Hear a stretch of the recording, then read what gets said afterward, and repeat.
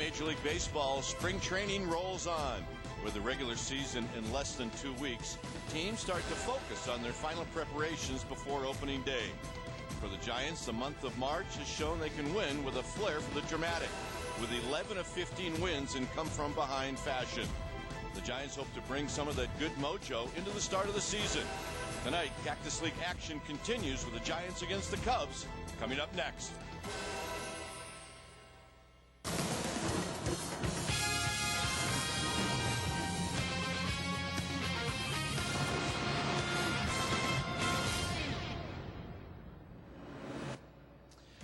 Once again, we are in the desert. It's a windy night here in Scottsdale. We're at Scottsdale Stadium, and this is a ball game tonight that doesn't count between the Chicago Cubs and the San Francisco Giants.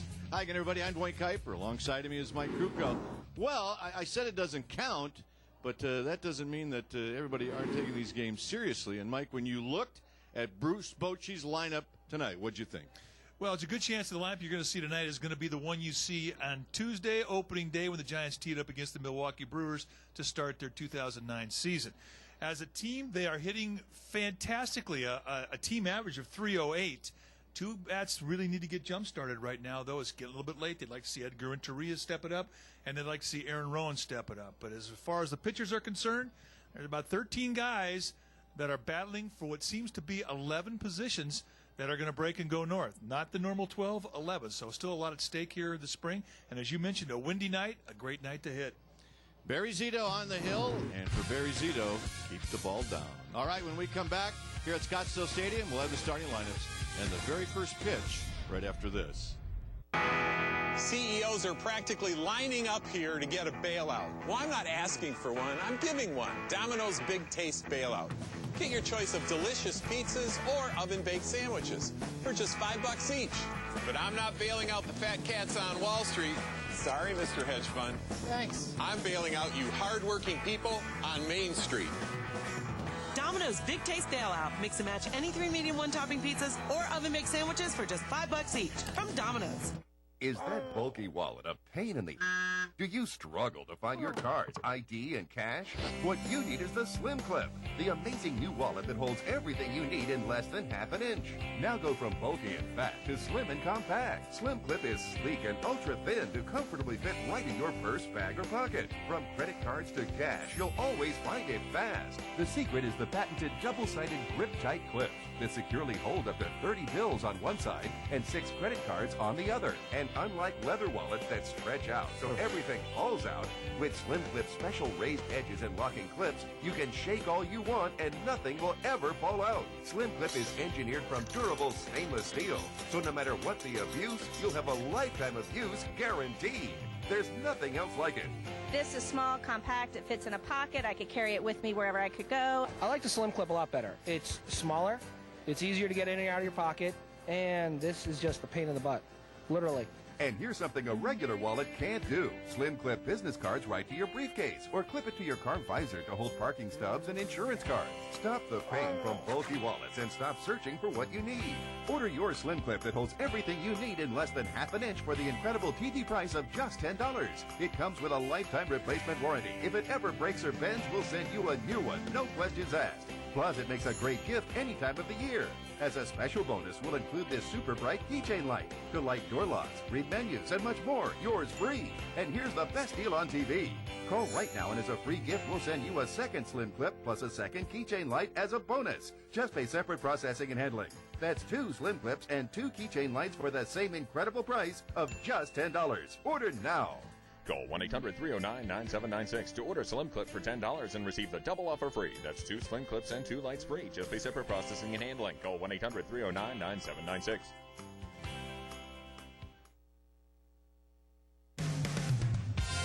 Giants Baseball is brought to you by your local Toyota dealer.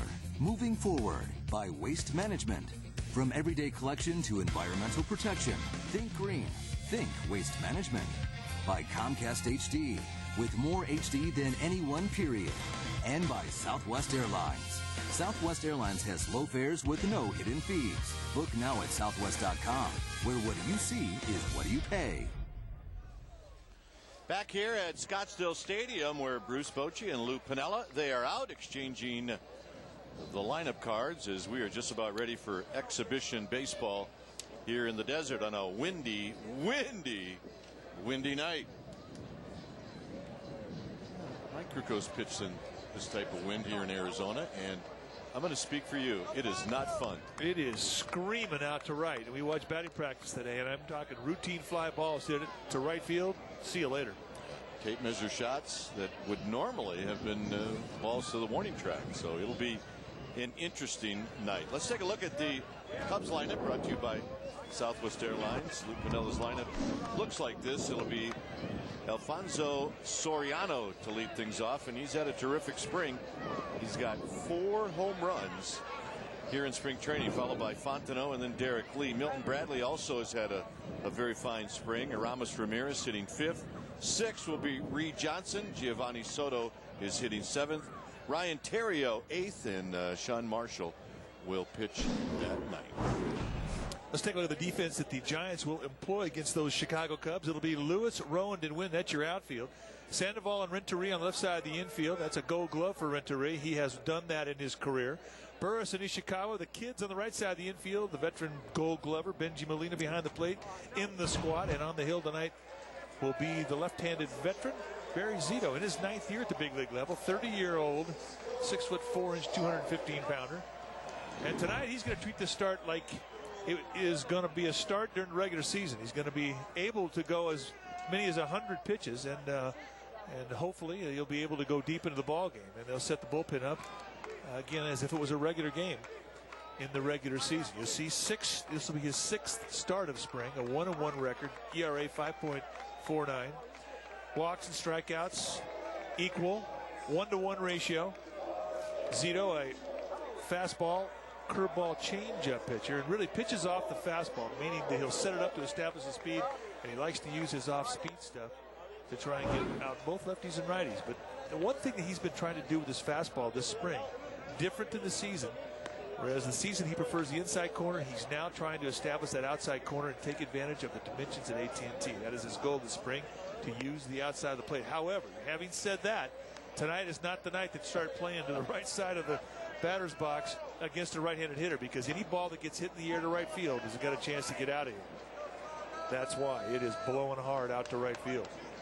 And this started very early this morning all around the Phoenix area. Lots of wind, and the combination of dry air, wind, hard infield has always made spring training very interesting in the desert.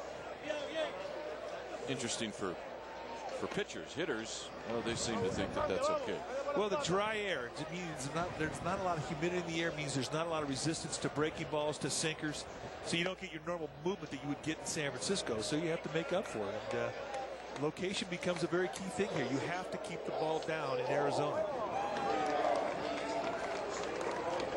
So we are just about ready for the first pitch of this ball game.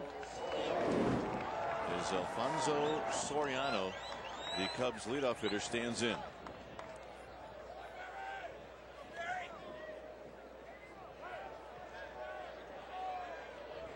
And Zito throws the first pitch of the ball game, and it's a big breaking ball for a strike. So that's how this game gets started, with a curveball.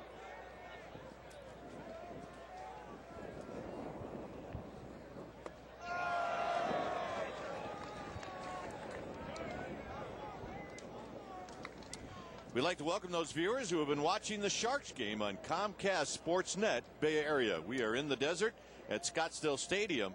Alfonso Soriano on an 0-2 pitch rolls it foul. Barry Zito and the Giants taking on Lou Piniella and the Chicago Cubs in a night game, the only night game of the spring for the Giants. Give you an idea as to the type of confidence that Zito has in his off-speed pitches. 3 pitches, and all 3 off-speed. And you get some swinging. Make it 4. The off-speed pitches that he has are basically the same speed. The changeup and the curveball. Here, a changeup with a little tail that runs away from the right-handed hitter. And in a 1-2 count, perfectly placed, starts off in the outside corner. The tail just takes it off the plate away, and a swing through Sia for Soriano. Here's Fontenot. Good little player that will be the starting second baseman for the Cubs this year as Fontenot takes a strike. He is a good little player, feisty, gnat in your ear type. And Zito right now has got a pretty good rhythm going. It's 0-2. Well, throwing into a win, you're going to get more sink in the sinker. You get more break in the curveball. Right now, his curveball is nasty. And he got him. So 2 hitters, 2 strikeouts, and here's Derek Lee. Talking to Zito before the game today, he says, I'm really confident in what I'm throwing right now. I have a good feel of everything. It just feels good coming out of my hand, and it certainly has been that case here through the first 2 hitters of this ball game. And when a pitcher is pitching well, all you have to do is ask him. Big, strong Derek Lee hitting in the 3rd slot. And one of the few fastballs Zito has thrown, and Lee swings underneath it and misses. Using that inside corner. The natural movement on Zito's fastball has a little cut that will run in flat to the hands of a right-handed hitter. He likes to use that belt-high location.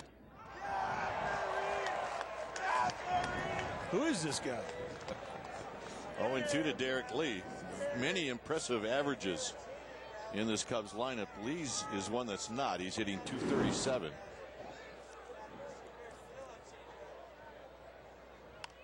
And he fouls that one into the parking lot down the right field line. Lots of wind. Reminds you of the old Candlestick days. The only difference is Candlestick was about 30 degrees cooler. Well, we mentioned that Zito had to throw strikes, and that's what he's done. He has not thrown a pitch out of the strike zone yet.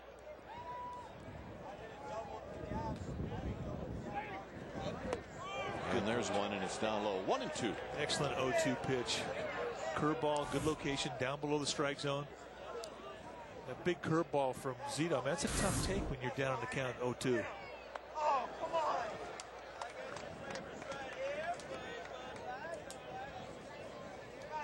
Milton Bradley is on deck should Lee reach with 2 outs and the 2-2 offering. And it's a full count. Trying to cut that fastball again to the inside corner. So he can nibble no farther. He's going to have to challenge that strike zone here in the 3-2 count.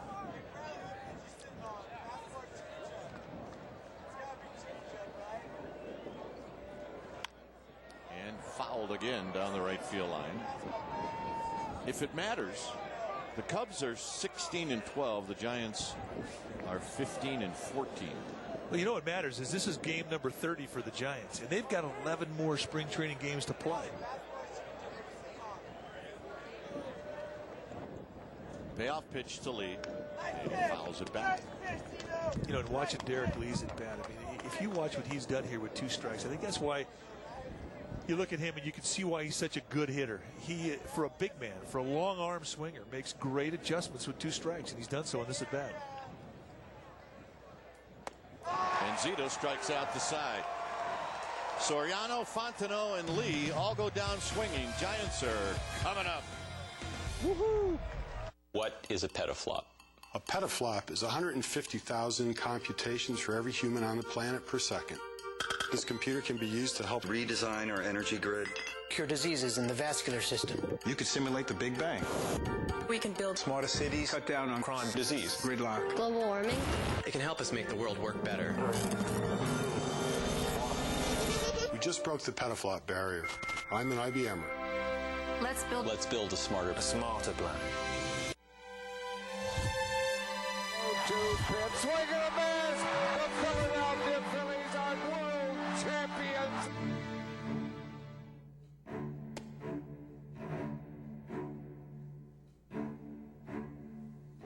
Caught.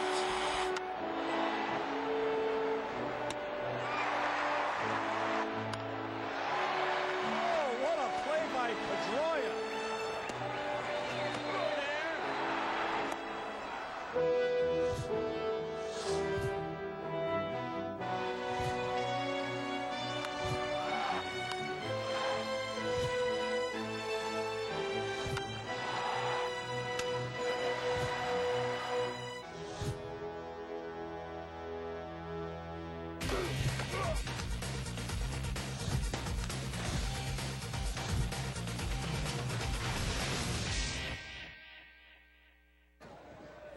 Back at Scottsdale Stadium, the Giants are coming up 0-0. Here's Bruce Bochy's lineup. It'll go like this. Randy Wynn will lead it off, followed by Edgar Renteria, then Fred Lewis. Benji Molina is the cleanup hitter. Pablo Sandoval, he leads the Cactus League in hitting. Then it'll be Rowan, Ishikawa, Burris, and hitting ninth, Barry Zito.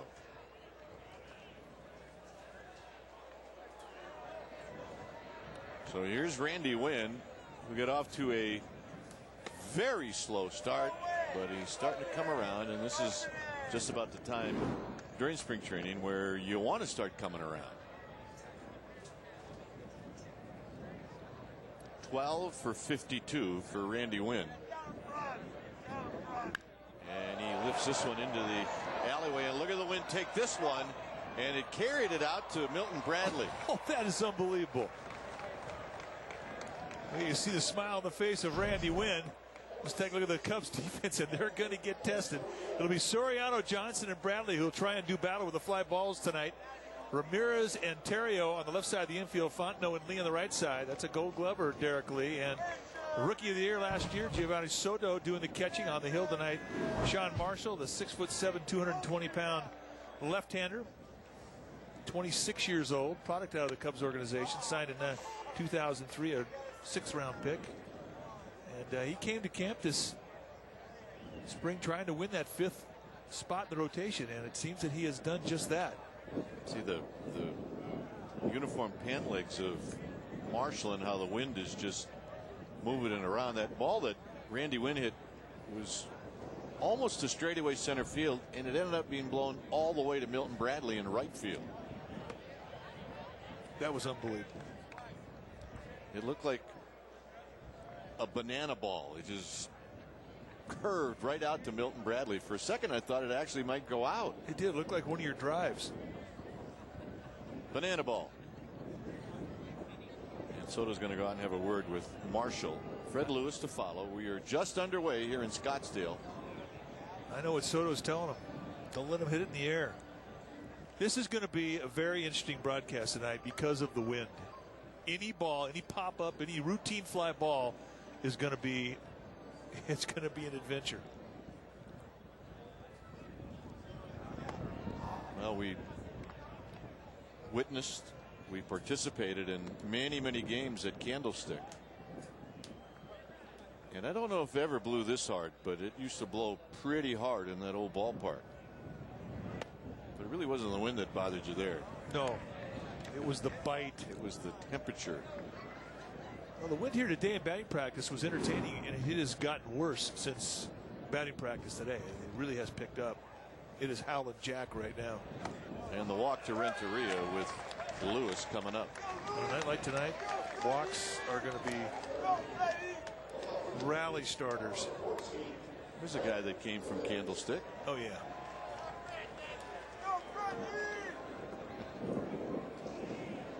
Oh, we used to see some people dressed there that was, it actually looked like they were on top of squaw. Yeah, in January. Lewis with a home run, 7 RBIs. Had the bunion surgery, did not play at the beginning of spring training, but now has started to play all the time.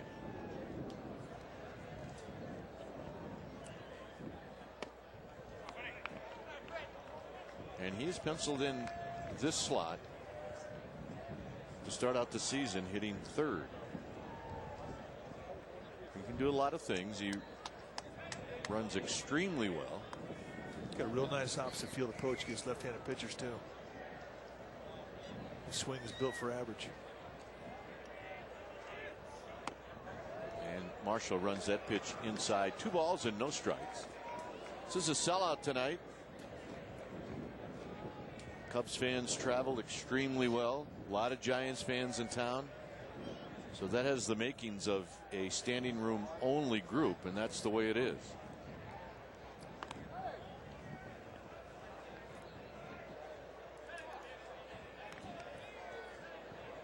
More games this spring than any other time. 41. That's unbelievable. That's about 10 too many. There's a strike. 2 balls and 1 strike. Used to be spring training was around 28, 29 games. Go get them.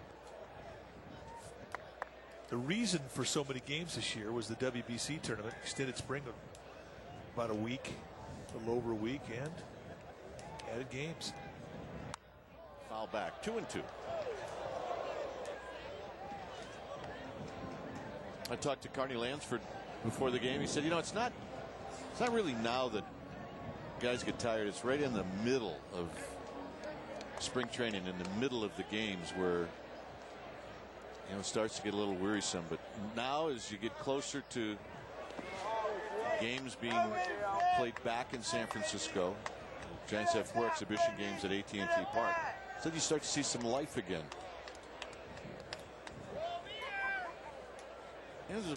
It's long for everybody, including the manager. Well, this is the time of spring where the hard decisions get made. I mean, the guys who should or could make the team, they don't. Rosters get set. Hearts get broken. It's not an easy time for managers. Lewis took a close pitch on a 3-2 pitch, and now Marshall has walked back-to-back hitters. And here's Benji Molina.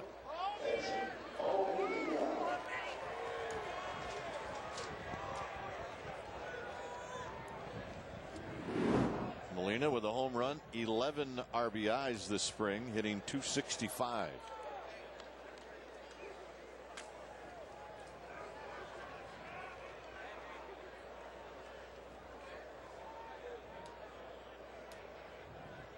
Down low. 1 ball and no strikes to Benji Molina. Bruce Bochy would love to be able to take about 15 games off of Molina's total from last year.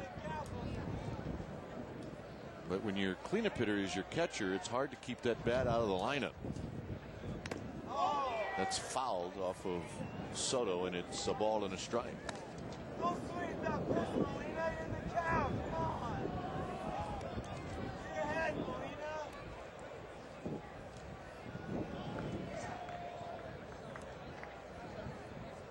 Molina last year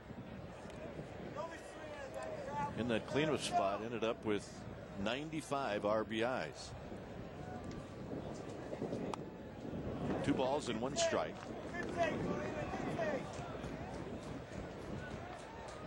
Hit .292, and that's without an infield hit.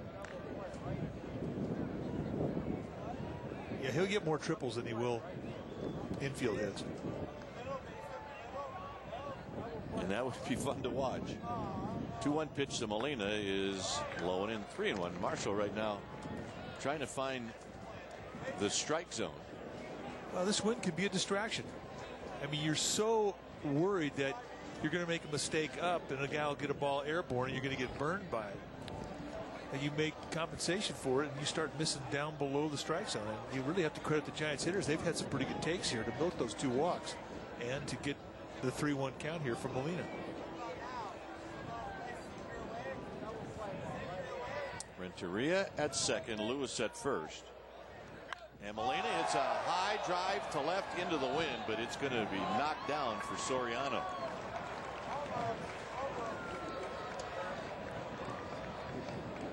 Wednesday, April 8th is AT&T opening night. Come out early and see the presentation. Tim Lincecum Cy Young Award during a pregame ceremony. The first 20,000 will receive a Tim Lincecum Cy Young Award commemorative pin. You can stick around after the ball game. There'll be fireworks presented by AT&T. For tickets, visit sfgiants.com or call 1-877-4SFG-TIX. Opening night. And here's Pablo Sandoval. And on the first pitch, a big bouncer foul. And it's no balls and 1 strike. The art of working a count. Well, it may take this kid a few years to learn how to do that. Right now, he's never met a pitch he doesn't like. And Pablo Sandoval lore has grown here in camp because of an at-bat. What happened, Kipe? Yeah, he hit a pitch that was in the dirt, and he got a base hit. 0-1 pitch to Sandoval is low. And after it was all said and done, most everybody just realized that they shouldn't be surprised. Carney Lansford also said he may be the best bunter on the team. Outside corner, 1 and 2. By the way, we are going to have Bruce Bochy in the next half inning. He will join us from the dugout. 1-2 to Sandoval. And Sandoval way out in front of an off-speed pitch. And it'll be Marshall who gets out of the inning. So a strikeout to end the inning. After one inning, it is 0-0. Dear PlayStation, MLB 09 The Show thinks I can't hit the high and inside fastball. You're going to fix that, right? Well, Dustin, PlayStation gamers demand the most realistic baseball game ever, so we're just going to keep it as is. It's called integrity. Oh, I'm sorry. I was just polishing my MVP trophy. How many MVPs do you know that can't hit that pitch? Apart from you? MLB 09 The Show, the most realistic baseball game ever. Rated E for everyone.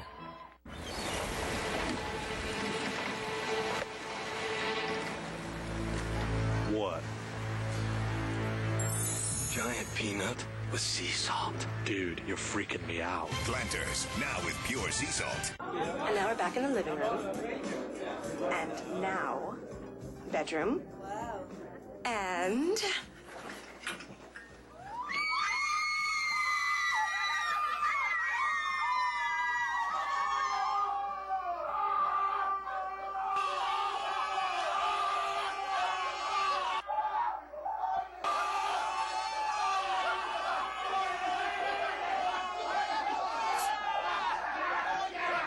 Looking to rule your fantasy league draft? Our experts crunch the numbers position by position, predicting breakouts, bargains, and busts. Before you make your first pick, watch the MLB.com Fantasy Draft Preview Sunday night at 8:30 Eastern on MLB Network. 0-0 here in Scottsdale. I'm Boyd Kuiper along with Mike Krukow. We've got Bruce Bochy with us outside the Giants dugout. Skip, can you hear us? I got you well. All right. Let me ask you the obvious question. How's camp? How you happy with camp? Let's put it that way. You know what? I am. I think for the most part we're healthy. That's the key for us. You know, a couple setbacks. You know, Lowry. You know, that's a big one for us. But Romo. But for the most part we've been healthy, and that's always a good thing. Now, as far as how things are going, I think it's going well until that ball hit there.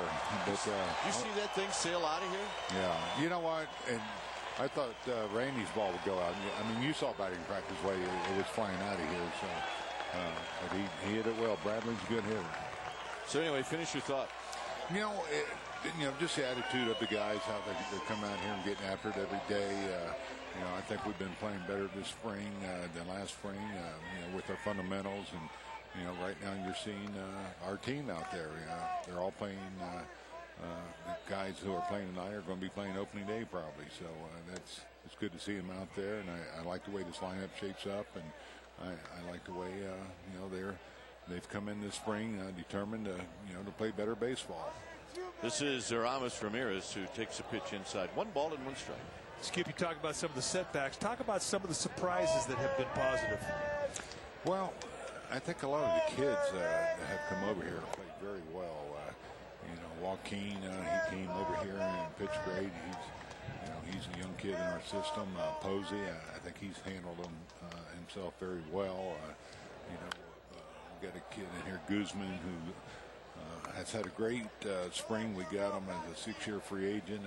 He had a great year in winter ball in Venezuela. He's coming here swinging the bat well. Rollinger, Bocock, all those kids played well. Now, as far as the guys that are here, I think Ishikawa, he's coming here just determined to take that job and run with it. He's done a good job.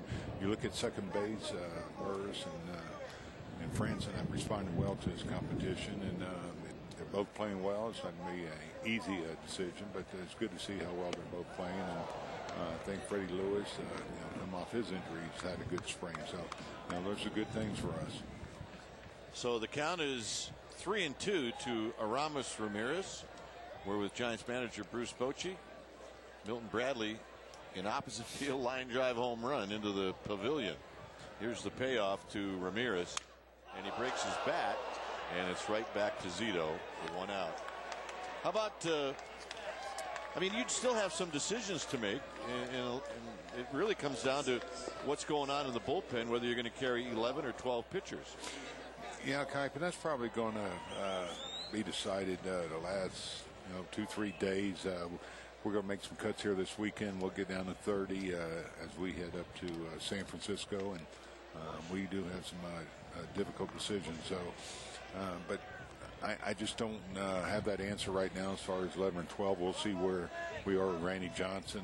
He had a little bicep tendonitis, so he's a little bit behind. But we think these starters are where we need them, and we think we can go with 11. We would prefer to go with 11. That would allow us to carry an extra player and allow me to make some more moves. Here's Reed Johnson with a count of 1 ball and 1 strike. Well, one of the disappointing parts of this spring training was when Sergio Romo went down. Oh, no question. Sergio did a great job for us last year. He's a strike thrower. He's good against lefties and righties, and I think that was a tough blow for us. It looks like he'll be ready toward the end of April or early May, and we'll have to replace him because he was the guy I was planning on using that 6th and 7th inning to go with Afeld. And but on the silver lining is Valdez is throwing the ball well right now, and he continues to throw the ball the way he has been his last 3-4 outings. He could be a guy to help fill that void that Romo's left us. And Metters and Justin Miller have all done well too. Both those guys. Those are great free agent signings for us. They've come in here and thrown strikes, and that's what we've really been stressing here. And they've done it, and they carry themselves well. They hold runners. They can throw any pitch in any count, and they've done well for themselves. So they'll be heading with us when we take off on the 2nd. All right, here's Giovanni Soto. 2 outs here in the 2nd inning. The Bradley home run makes it 1-0 Chicago, and this is hit high to right field, and who knows? Randy Wynn is going to wrestle, and he will wrestle it down to the end of the inning. Skip, thanks for stopping by, and we're going to let you go. All right, guys, thanks for having me on. All right, Bruce Bochy stopping by with the home run by Bradley. It's 1-0 Chicago. CEOs are practically lining up here to get a bailout. Well, I'm not asking for one, I'm giving one. Domino's Big Taste Bailout. Get your choice of delicious pizzas or oven-baked sandwiches for just $5 each. But I'm not bailing out the fat cats on Wall Street. Sorry, Mr. Hedge Fund. Thanks. I'm bailing out you hardworking people on Main Street. Domino's Big Taste Bailout. Mix and match any 3 medium 1-topping pizzas or oven-baked sandwiches for just $5 each from Domino's. Geico's been saving people money on car insurance for over 70 years. And who doesn't want value for their dollar? Been true since the day I made my first dollar. Where is that dollar? I got it out to show you. Was it rather old and wrinkly? Yeah, you saw it?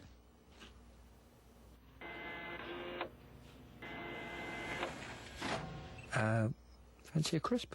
Geico. 15 minutes could save you 15% or more on car insurance. Finally, the Bay Area has its own sports newscast, and it's Sportsnet Central. Mikey, how many times per day you think? 3 times a day, big boy. And how many nights a week? 7 nights a week. And it debuts Monday, April 6th at 6 p.m. Go deep with Sportsnet Central on Comcast Sportsnet. Authentic Bay Area sports. Let's see, 3 times per day, 7 times. That's a lot of work.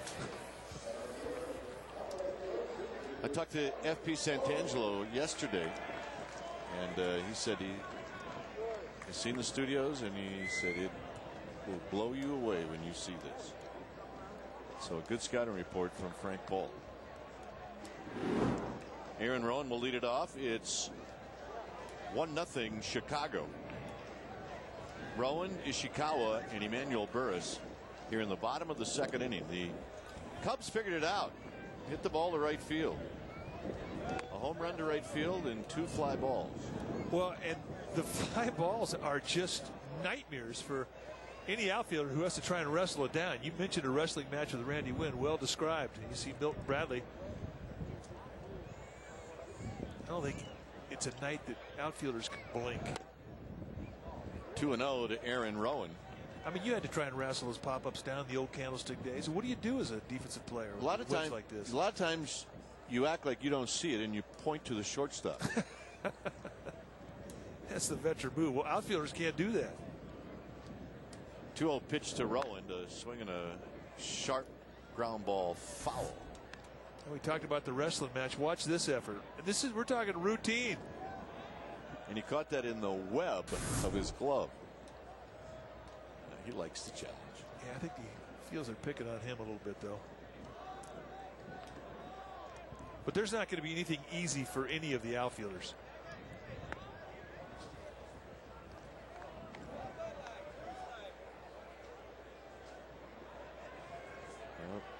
Reed Johnson in center. That's Alfonso in left.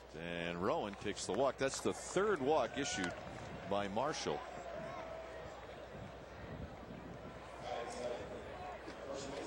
Well, what do you say we take a Corona timeout? Right now we're going to talk about Travis Ishikawa, and he had a full scholarship to Oregon State, half for baseball, half for academics. He had a 3.92 GPA in high school.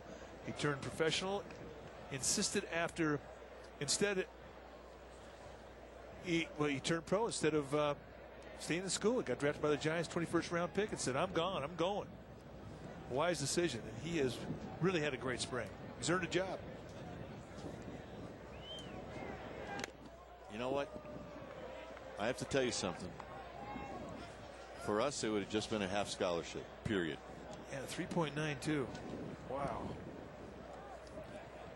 I think I'm more impressed with that than a guy that hits 300. 0-1 to Ishikawa.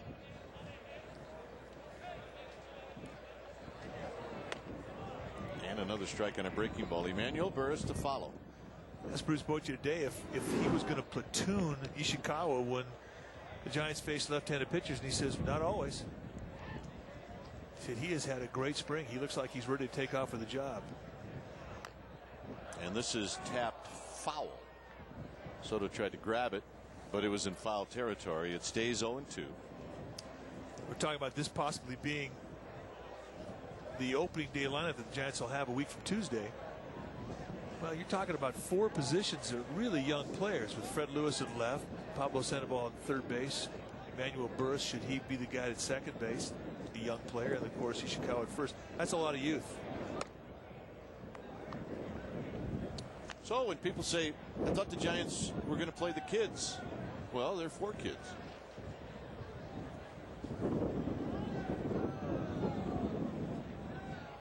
One and two to Ishikawa.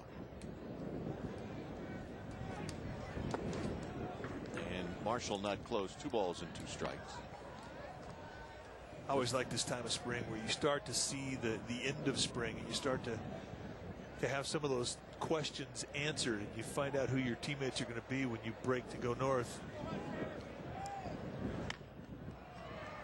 You talked about energy. I mean, this is when you start to see how the 25 guys as to who they're going to be, and all of a sudden the energy starts to really come together. The team starts to get that little bit of chemistry that you have when you go to stand on those foul lines for opening day.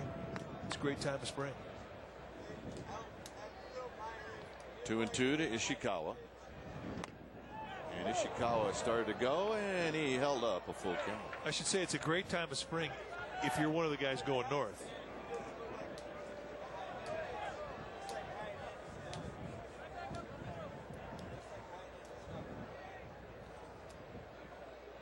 Payoff pitch. This one tapped in front of home plate, and Soto is going to throw out Ishikawa. Down to second goes Rowan.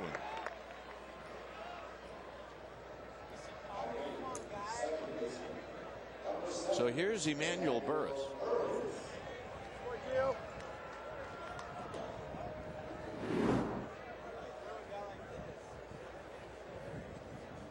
Burris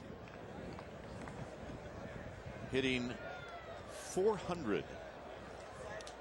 That's right, 400, although that's not that uncommon here in spring training, but for a guy that's trying to win a job, it's pretty good. A big topper foul. Burris is 24 for 60. The 24 hits leads this team. Not only leads this team, just carried on a little further. The 24 hits leads the Cactus League. Yes, it does. Pop up. Interesting. Who's it going to be? Fontenot, who drops it, and now Trying to get over to third is Rowan, and he's going to make it. Boy, rock in a hard place.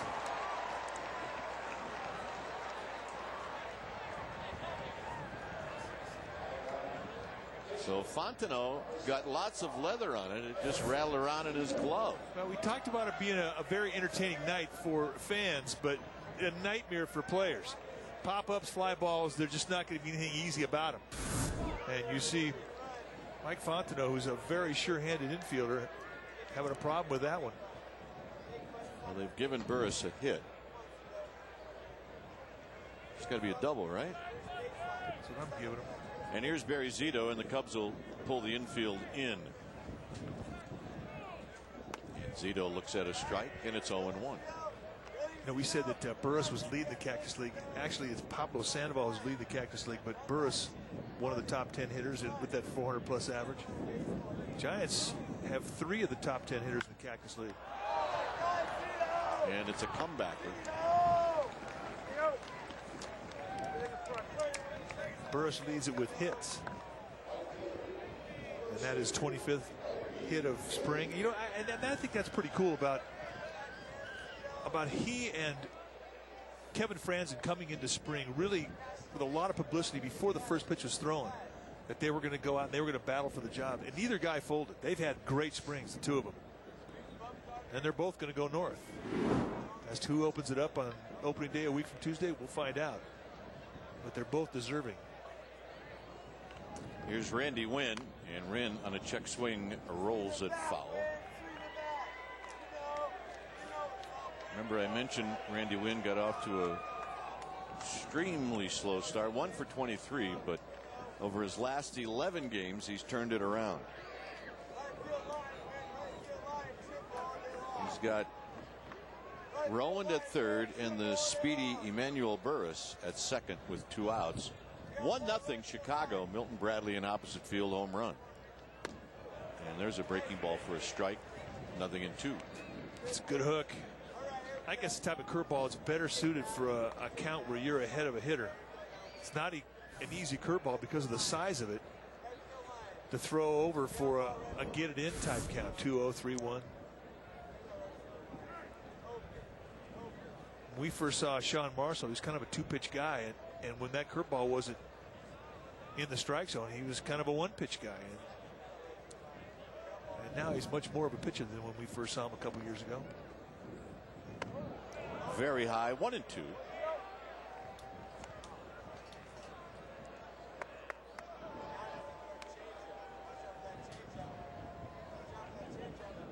Like a lot of experienced hitters, Randy Wynn was not concerned about the early spring training slump. He just was concerned about letting the ball get deep enough to him. And that's rolled foul. Early on, he had a bit of a reach in his approach to the ball. And you saw the last 30 at bats. He's starting to let the ball get deeper. He's starting to be able to control the ball gap to gap.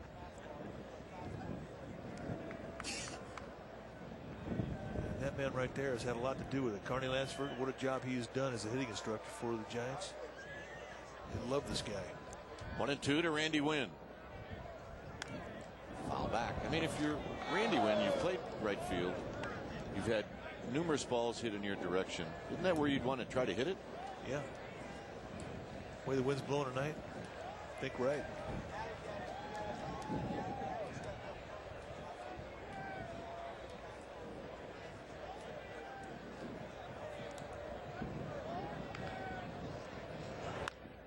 Popped him up. Fontenot. Side retired. Giants strand a pair. We will head to the third. It remains Cubs 1, Giants 0.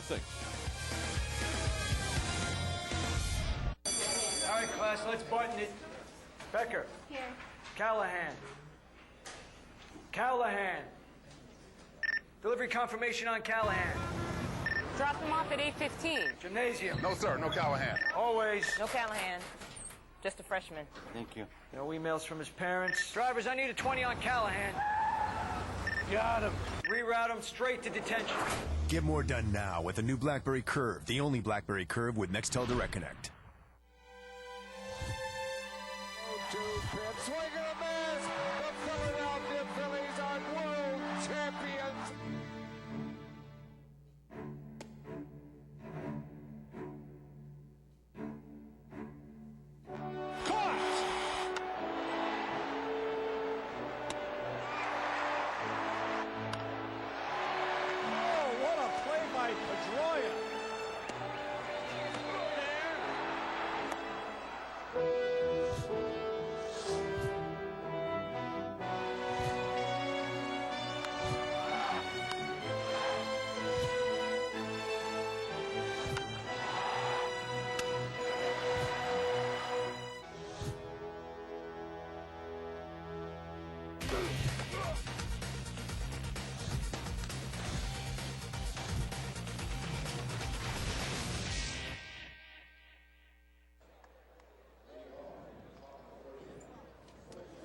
Well, on opening night, the Giants' season, Tim Lincecum will be presented the Cy Young Award. That's right, on the opening night of the Giants season. To commemorate his achievement, the Giants are offering a Lincecum 4-game flex pack.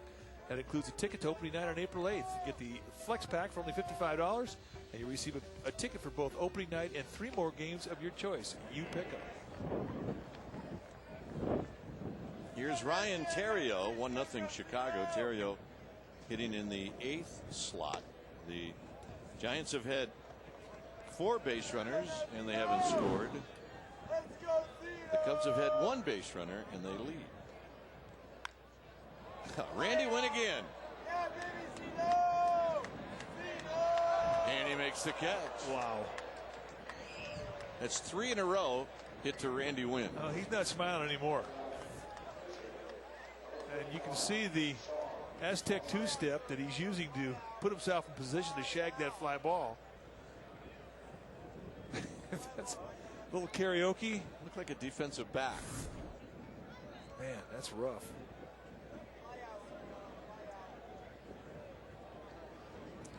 It's going to be like that all night long. Here's Marshall. You can't tell me the Cubs aren't trying to go to right. Marshall with Soriano to follow, and Zito starts Marshall off with the call strike. When will the Cubs be at AT&T Park? Let's check. Well, how about September 24th? You're kidding. The last weekend for a home series for the Giants are the Cubbies. 4-game series.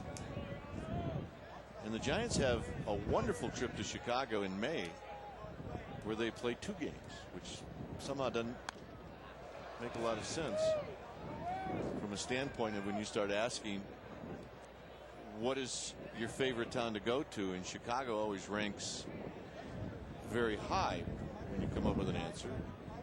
2 games in Chicago. Breaking ball, and Marshall is out.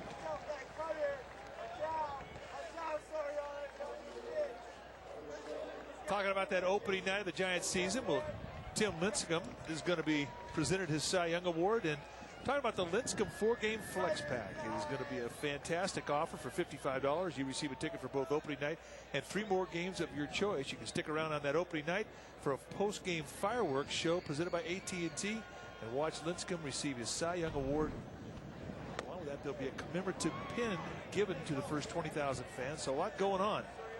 Go to sfgiants.com and get your Lincecum 4-game flex pack and be at the ballpark for opening night to honor Tim Lincecum. Soriano swings and misses, 0-2. That's a 3-game series to open up the season at home. 7th, 8th, and 9th.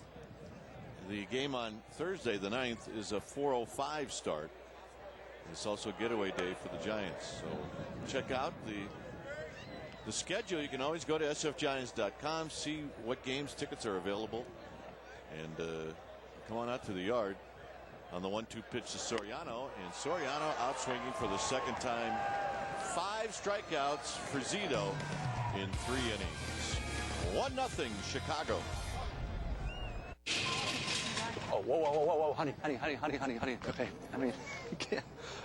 This isn't a stove, all right? I mean, what if I just walked into the kitchen and started making a salad? That'd be weird. Right? I mean, look, there's a technique. Okay.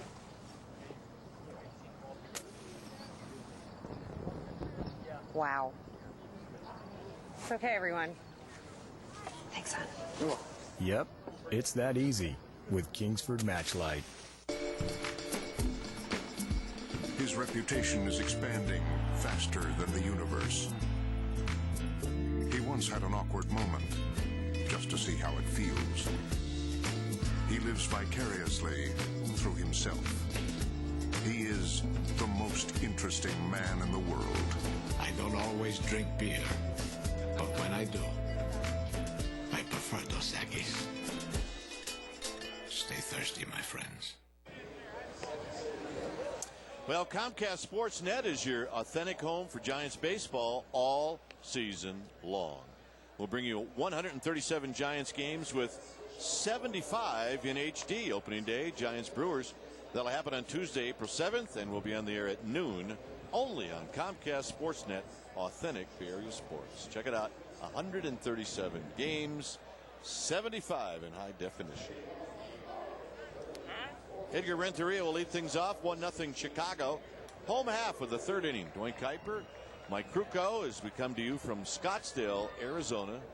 We are in the desert. A night game. The only one on the Cactus League schedule for the Giants. And Renteria looks at a strike. Fred Lewis and then Benji Molina.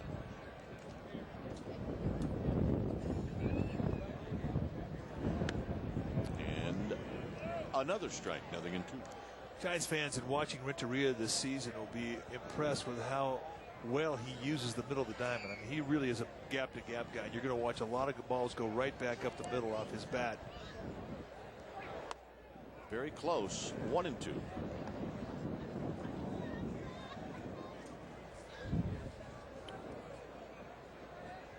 One of 20 active players with 2,000 career hits, and here he is out swinging. Second strikeout for Marshall. Boy, nice touch with that big curveball from Sean Marshall. Really took a lot of speed off it. I think guys who have really good curveballs, they have that ability to add and subtract with the curveball. And certainly you can say that about Marshall. That was a pearl. Here's Lewis, who drew a walk in the first. And Lewis pops it up. This will be playable for somebody. It looks like the Gold Glover Derek Lee will not catch it. Is Giovanni Soto was a spectator, or he did what we used to do at Candlestick and yell, "I don't see it." You got it. I mean, that is a catcher's ball, and where was Soto when the ball finally hit right around the Giants on deck circle? I mean, he was out in the middle of the diamond. Normally, that's a routine pop-up for a catcher. I love the wind. Right now, Fred Lewis agrees. It's 0-1 to the Giants left fielder. And he hits a bullet to right field. And this one will shoot past Milton Bradley. And Lewis will go into second with a one-out double.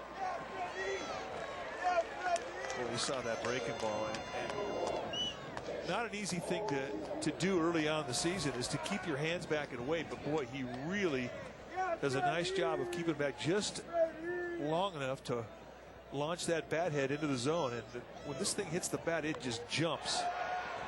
That was a loud double.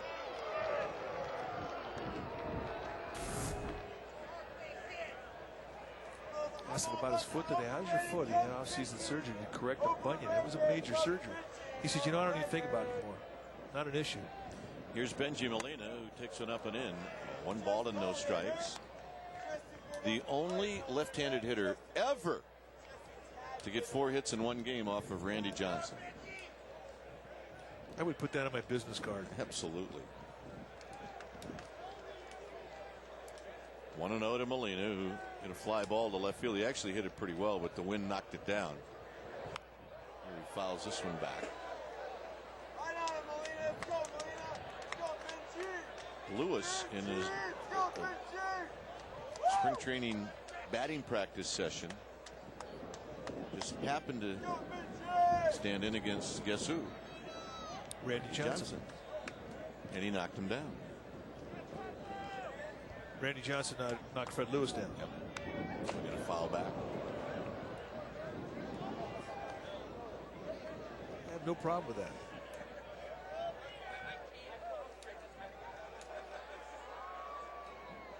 I mean, if you're Lewis, you're thinking, that's great, just don't hit me on the bunion. Don't mess with my feet. 1-2 to Molina.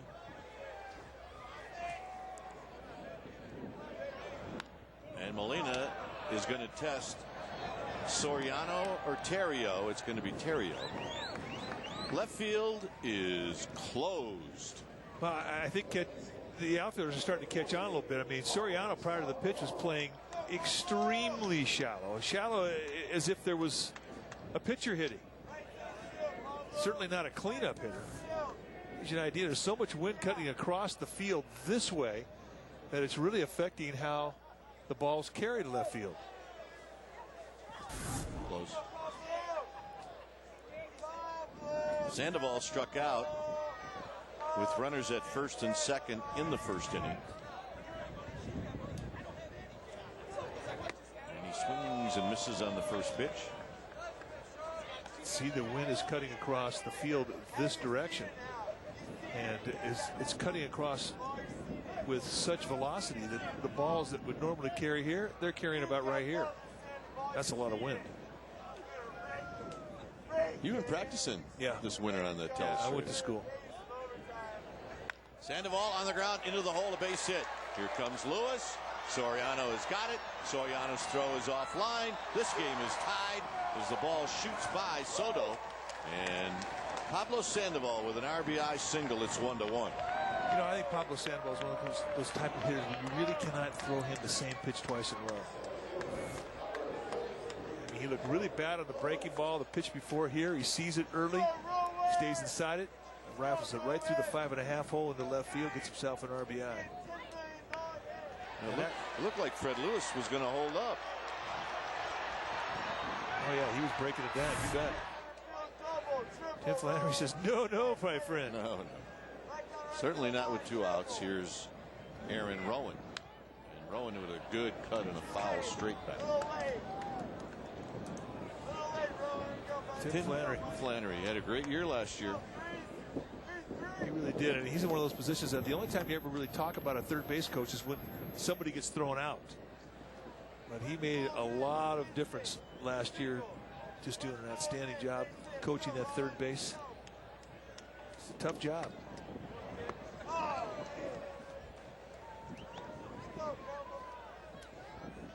Once again this year over at first will be Roberto Kelly. This will be his second season with the Giants. He was an all-star as a player. And he was a good player. 0-2 to Aaron Rowan. Rowan led off the second with a walk.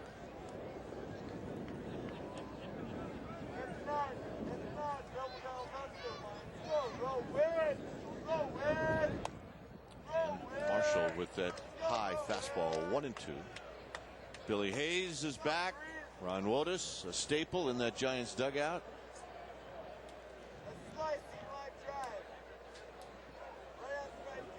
Very good instructor, Ron Wotus.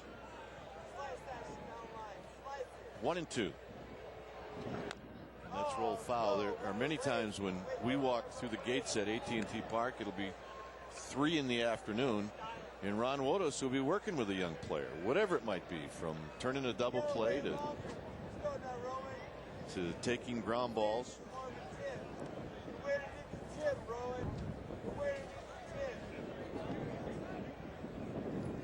One thing about the Giants coaching staff, you can't outwork them. 1-2 to Rowan. Carney Lansford, the hitting instructor. Mark Gardner, who's down the bullpen. Dave Righetti does a great job as the pitching coach. There's Carney Lansford.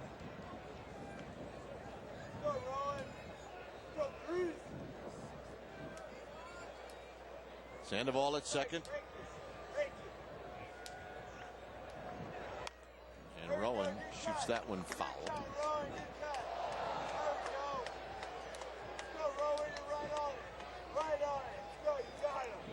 Travis Ishikawa on deck.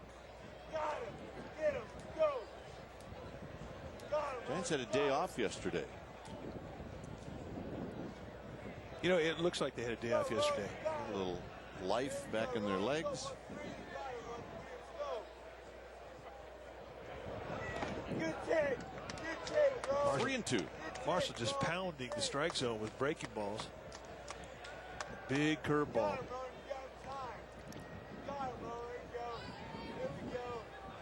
This will be the 8th pitch coming up to Aaron Rowan.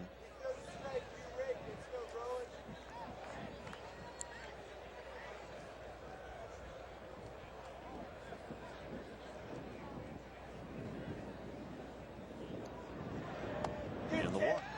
That was not an easy take. Good walk. again, another breaking ball. Fourth walk for Marshall. Here's Ishikawa, who hit a dribbler out in front of home plate, and Giovanni Soto threw him out in the second.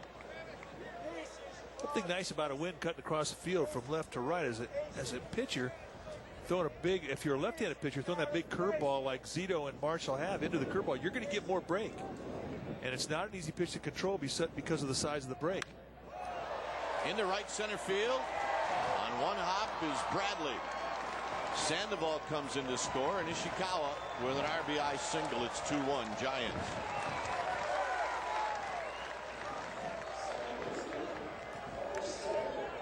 And here's Emmanuel Burris. Just a real quick little load. Nice hand action. Watch the hand swing up, get loaded. There's not a lot of swing to that swing for a big man. It's a pretty compact hack. It's a swing that's built for average. And a two-out RBI, that'll make you smile. Here's Burris, who popped one down the right field line that Fontenot couldn't hang on, and he ended up with a double. Zito is on deck, so we'll see if Burris gets anything to swing at.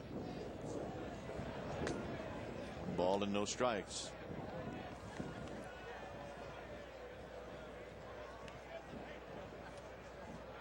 .67 pitches for Marshall. Yeah, most of his outing tonight has been out of the stretch. Topped to third. Ramirez spins and throws, and Burris is retired to end the inning. Giants tie the game and then take the lead. We'll head to the fourth. 2-1 San Francisco. Looking to rule your fantasy league draft? Our experts crunch the numbers position by position, predicting breakouts, bargains, and busts. Before you make your first pick, watch the MLB.com Fantasy Draft Preview Sunday night at 8:30 Eastern on MLB Network. CEOs are practically lining up here to get a bailout. I'm not here to get one. I'm here to give one. Domino's Big Taste Bailout. Mix and match any 3 medium pizzas or oven-baked sandwiches for just $5 each. Gets me out of a few board meetings. 47 steals during the season. The runner goes. The pitch taken for a strike. The throw down. That mustache, let's stay in for a while. The discussion on the sidelines is, will Manny get a haircut? You'll see that on the highlights. I guarantee that. The ball does not leave the ballpark. Everything you love about baseball is on MLB Network. Our national pastime all the time.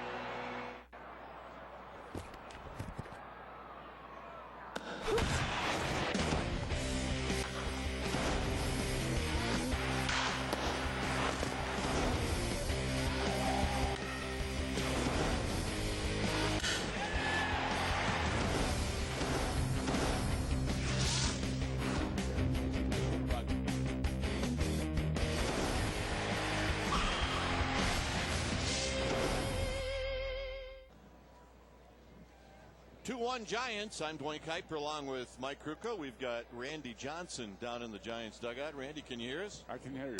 Hey, Randy, this spring training any different than the one in 1985 in Jamestown? We're going to go back that far, are we? It's exciting. I think it's flown by for me this year because I'm healthy this year. The last 2 spring trainings, I was telling a lot of people, at this time last year, spring training, I was just, starting to throw bullpens. Well, bullpens you're not throwing anymore. It appears that you had the setback for, I don't know, 8 or 9 or 10 days, but it appears the last time out everything was okay. Yeah, everything feels real good. I'm going to try and get about 5 or 6 innings out of my next start, and unfortunately it's going to be across the street over at the minor league side. We're scheduled to play Milwaukee that day, so they thought it'd be in my best interest to just pitch against the minor leaguers. Well, I think you've earned the right to miss a few bus rides. Okay. What are your impressions of camp?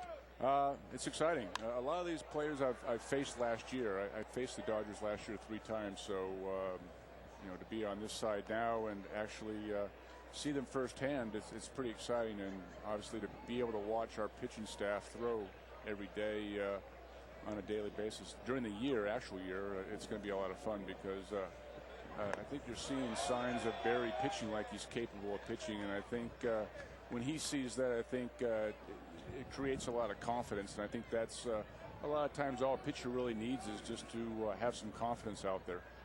It's Fontenot, and the count is 1-2. Giants with a 2-1 lead. We're visiting with Giants left-hander Randy Johnson. There's strike three call, just as Randy was talking about. Randy, is this as close to a perfect fit for you, having been born and raised in Northern California? Well, I guess there was probably two real good scenarios, and one would be that I end up on a Bay Area team, whether it was San Francisco or Oakland, or another scenario would have been that obviously I've made Phoenix my home for the last 15 years, and I've had some pretty good years here. It would have been nice to have finished up here. It didn't work out, so the next best scenario would be obviously to be able to go back to the Bay Area and play for one of the two teams that I grew up watching, and that being San Francisco. 2-0 to Derek Lee. Well, we think you look great in orange and black. I got to be honest with you. Well, and I'm wearing the hat now because I'm supposed to be wearing it. I'm not wearing it now because we're out scuffling out in the middle of the field, and I'm putting the hat on. Well, we said left field was closed. Let's see if it is. And it is. Randy, all the games we've done where you were in a Diamondbacks uniform, I have to tell you that we have shown this so many times. Yeah, I haven't seen it. There you go. Look at that. Well, we have kangaroo court. Look at that. I'm adjusting the hat. This isn't my hat. Anybody see me have it on? Does anybody see me have it on? Now I'm going to reach down and get my hat here. Oh. Take your hat back. This is your hat. That never gets old. We had kangaroo court. That was the greatest thing. We had kangaroo court, and go ahead and push the paper. No, he beats it out. That's it. Bradley. We had kangaroo court that year, and I was trying to play it off as if I did not have the hat on, and they go, well, if you want to do that, it's going to cost you twice as much. And I regretted to say that, okay, maybe I had it on for a split second, and that's all really I had it on for, but long enough to be fine. And even I think the umpires in the background, they were talking. I'm wondering if you put Charlie Hayes' hat on. I think he was the guy that got involved in this scuffle. But it was good stuff. We've shown it so many times, and it never, ever gets old. It doesn't. It doesn't. And, I'm just real happy to be healthy right now and looking forward to every fifth day. It's something that I didn't have the opportunity of doing the last two springs, and I'm very excited. I'm healthy and really at this time of spring training feeling really good about where I'm at. Obviously, I missed my last start, but I think that was probably just edging on the side of caution more than anything. And I have two more starts now. I'll be able to get my work in and hopefully leave camp here feeling really good about where I'm at.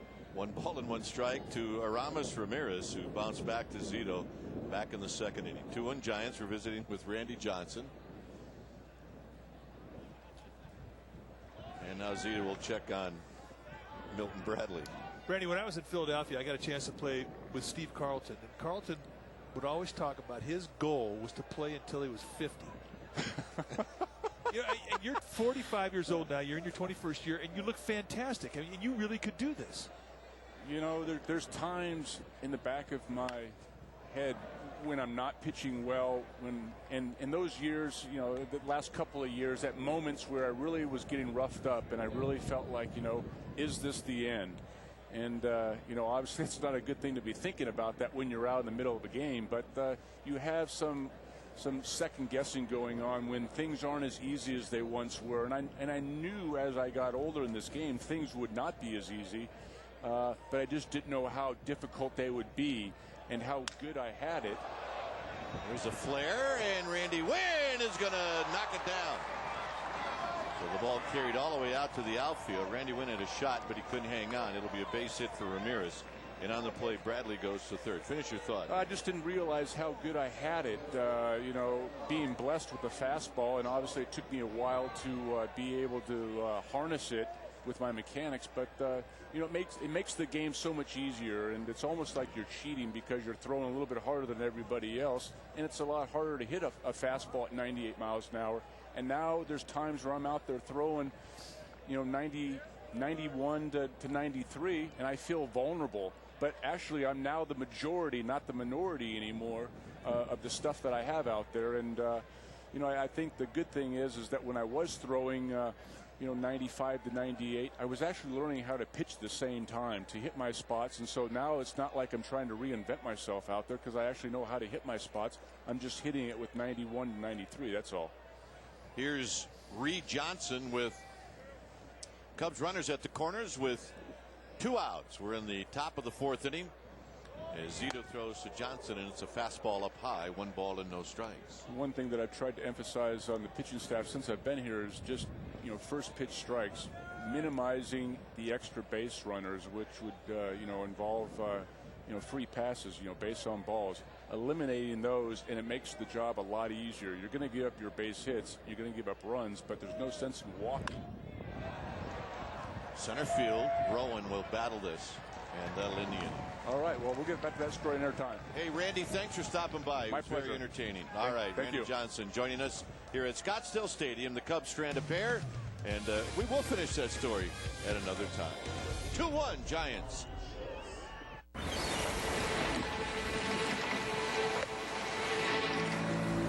What? Giant peanut with sea salt. Dude, you're freaking me out.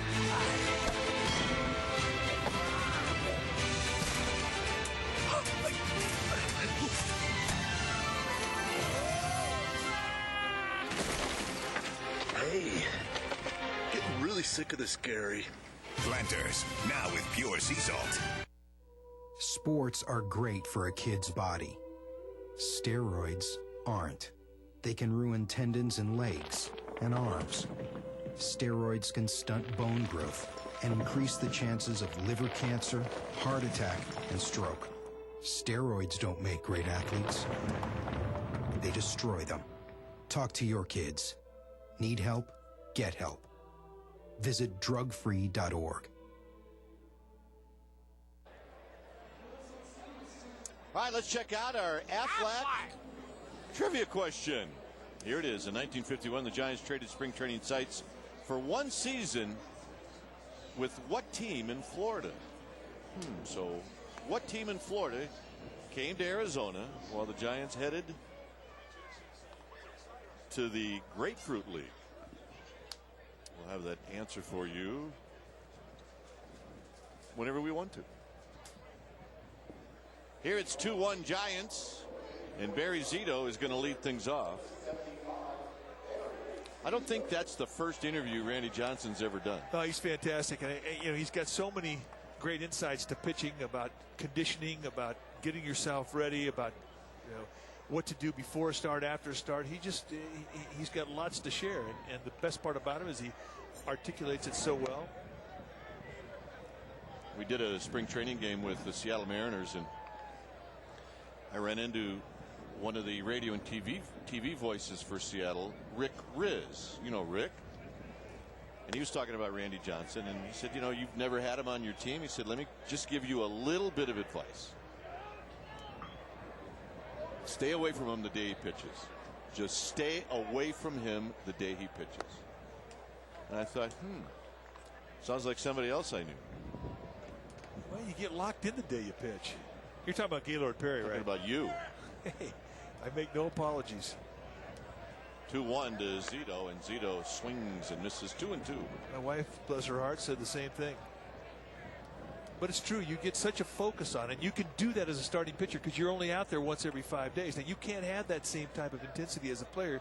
You'd wear out by August or late June. But you get so into what you're doing, and you pitch that game in your mind so many times before you get out there, and you just don't want to bother with, you know, idle chatter or chit chat or, you know, whatever you want to call it. You just don't have time for it. Well, if you pitched every day, you'd have no kids. I'd have no friends. And you're right, I would have no kids. Yep, you're right. 2 balls and 2 strikes to Barry Zito. 2-1 Giants. And Zito, kind of a half swing, and Fontenot will throw him out. Well, Giants fans, you got a group of 25 or more, you can bring them right out to AT&T opening night, and there will be a fireworks night On that opening night, it's April 9th, the first night game of the year. You can experience why the Giants are the best group outing in the Bay. Group outings are perfect for friends, companies, or entertaining clients. To reserve or book your seats today, call 415-972-2298, or you can go to sfgiants.com.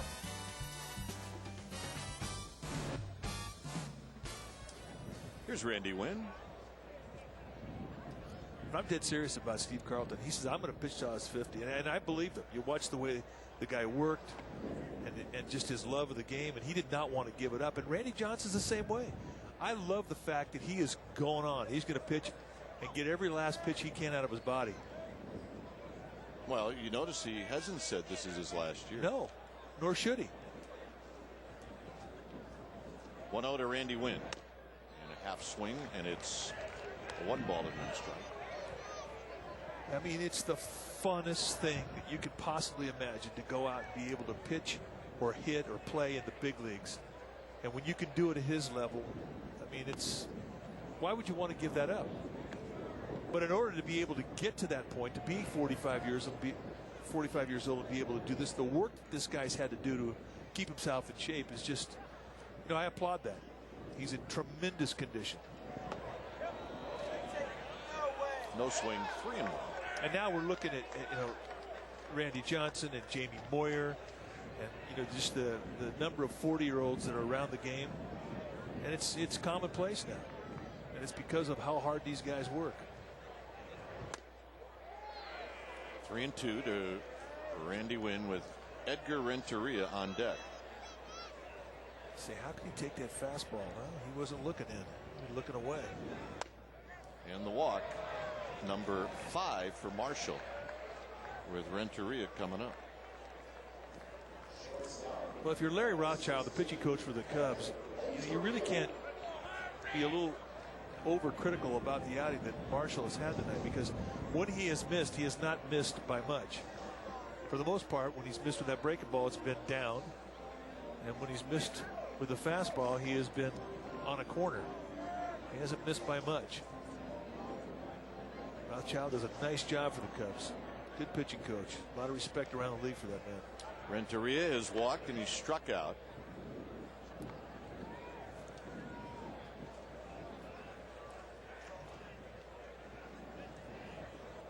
One of the many things Randy Wynn did well last year was running the bases, as Renteria swings and misses.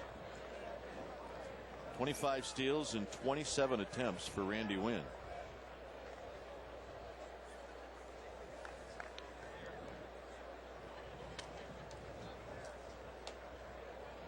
And with 1 out, we'll see if he takes off against Marshall. Fred Lewis to follow. 2-1 Giants here in the 4th inning. Down low. The year for Randy Wynn, he had 306. He had 64 RBIs. He had 183 base hits. 38 doubles, and he very easily could have won a Gold Glove in the outfield. Renteria pops this one foul. AT&T Park is a really tough right field to play, and he figured it out. Well, he plays it better than anybody in the league, and maybe better than anybody who's ever played it. The ballpark's still a young ballpark by historical standards, but he has mastered it, and it is a very difficult right field.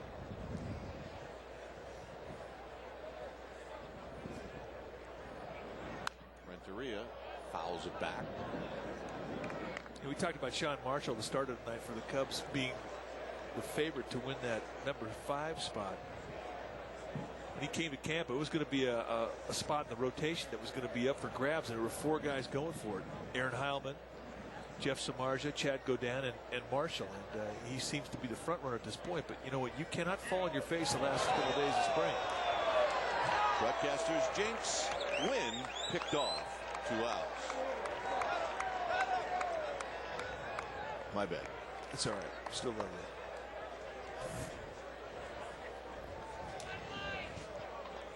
Excellent move. Left-handers are getting such so much more deceptive in their leg raise. I mean, 15 years ago, guys didn't have slide steps, and now with the slide step and the high leg and the halfway leg lift, I mean, it's a tough assignment for a lot of base runners.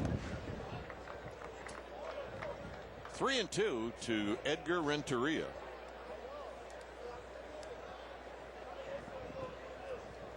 Well, I guess the point I'm trying to make is if you're Sean Marshall, I mean, you just cannot take it for granted that the rotation is set. There's still a lot of spring left. Big chopper. Behind the bag is Terrio, and that will end the inning. Fifth inning coming up here in the desert. It's 2-1 Giants. Welcome to Progressive's Concierge Claims Center. You must be Mr. Garcia. I was a little fender bender. We have your reservation right here. We'll assess the damage, coordinate the repairs, and call you when it's fixed. And it all comes with your policy.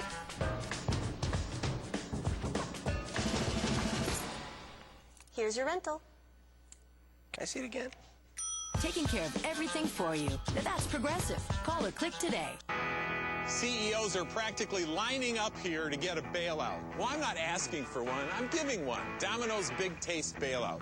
Get your choice of delicious pizzas or oven-baked sandwiches for just $5 each.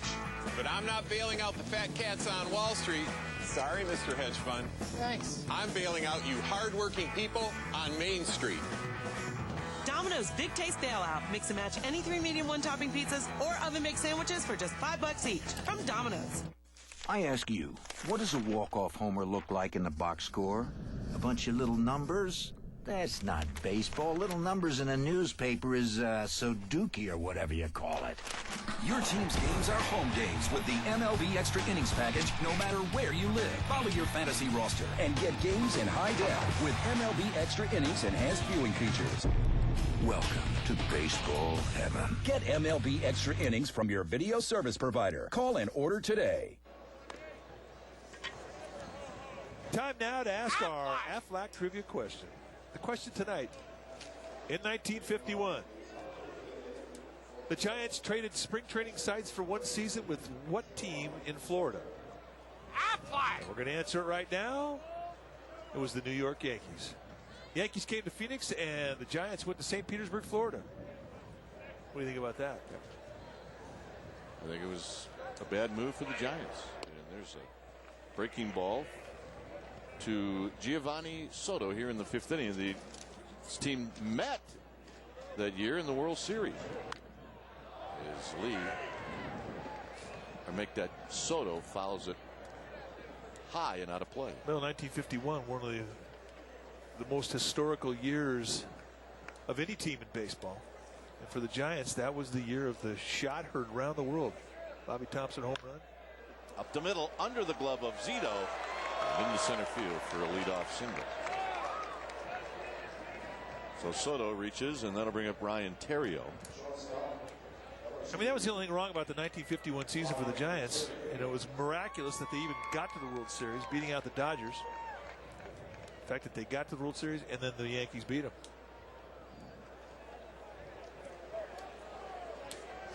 Well, I think beating the Dodgers was their World Series. Here's Terrio. Terrio popped out to Randy Wynn.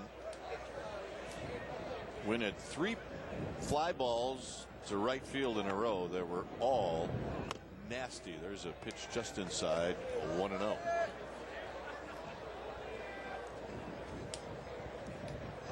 A run for the Cubs in the 2nd on the Milton Bradley home run, and 2 runs for the Giants in the 3rd. On base hits by Sandoval and Ishikawa. 2 balls and no strikes.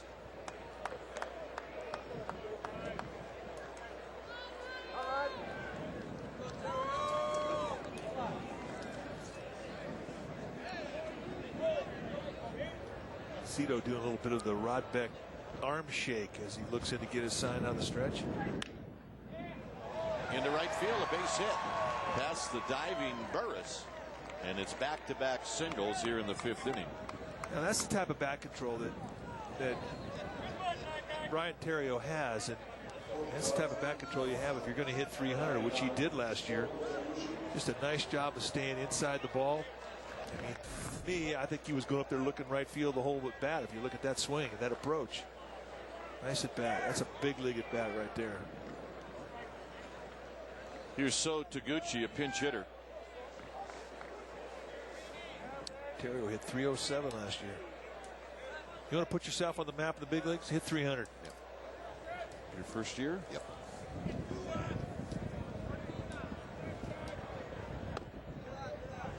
Taguchi takes very high. 1 ball and no strikes. Soto at second. Terrio at first here in the 5th. Soriano on deck in a 2-1 game. Giants on top.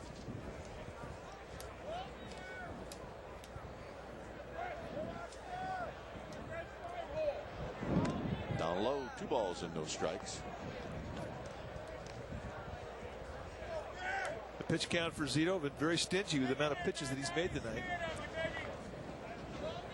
64 pitches. We said that the Giants like to see him get up around the century mark. He's hit 85. They'd like to get him up around 100. Then they may back him off in his next outing. But if you talk to Zito about the way he's throwing the ball right now, and I'm talking about prior to coming into tonight's ball game, he's very confident. So I have a good feel of all the pitches, and it's just been that case tonight. He's got 6 strikeouts on the night.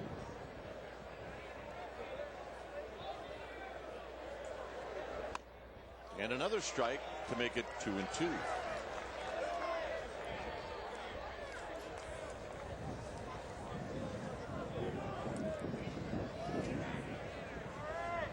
So Zito, after falling behind 2 balls and no strikes, has come back, and now he wants to have a word with Benji Molina. I'd like to remind Giants fans that the home opener is the 7th, the opening night game. Remember, that's the night that Tim Lincecum will receive his Cy Young Award. It's also a night where there'll be fireworks sponsored by AT&T. That'll be on April 8th.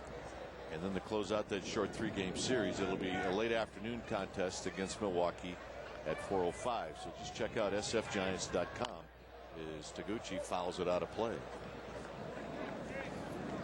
I don't know about you, but I was never much of a fan of games that don't count, although I knew at the time when I was a player they were necessary. I understand they're still necessary, but just about the time for box scores to mean something. Yeah, I agree.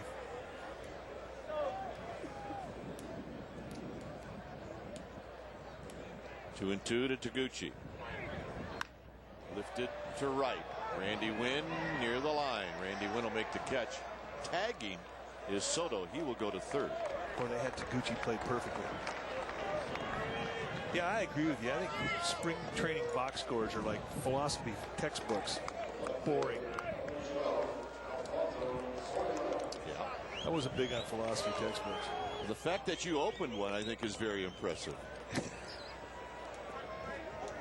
I know. It's right up there doing crossword puzzles. Soriano has struck out twice, both times swinging. That's what Zito needs here, with the tying run at third with 1 out. Now he pitches for ground balls. His best pitch to get a ground ball is that big curveball. Problem is Soriano's got a nice little natural loop in his swing, and that's how he elevates his power. He led the Cubs last year in home runs. I mean, lots and lots of pop. I'm not talking about just to the pull field. He can hit it out, and he could have the type of power that could hit it to left field through this wind. And on a night like tonight with the wind howling out to right field, that's saying something. He's not had much luck with Zito over the years.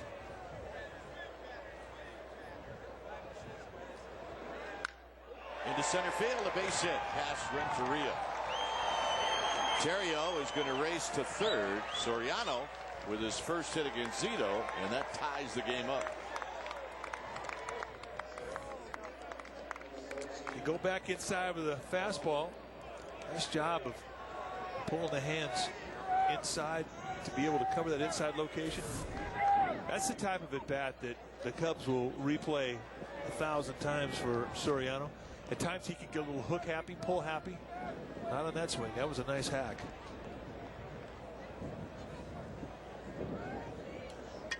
Well, like Soriano, Fontenot in his first 2 at-bats has struck out against Zito.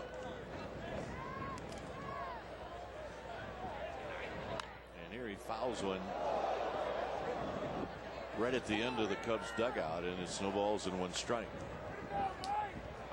2-2 ball game here in the 5th inning.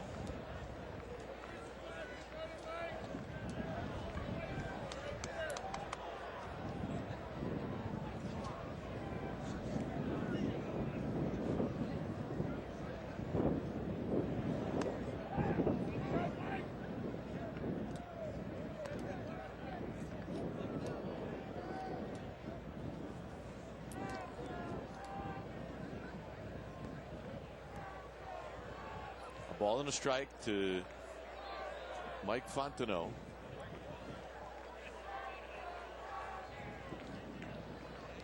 Molina wants a breaking ball. Ball back. 1-2. Not the big curveball. Saving that one possibly here for the 1-2 count. Well, he got Fontenot looking on that pitch in the 4th inning. Fontenot knows that better than we do. Yeah, you say, well, gee, if he was got him on the curveball the last time, he set up for a fastball in the inside corner. But Fontenot is very quick on that middle in part of the plate. Not a big guy, but he covers the inside pitch well. 2-2.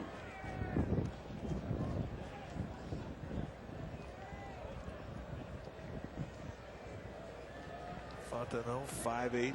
170-pounder.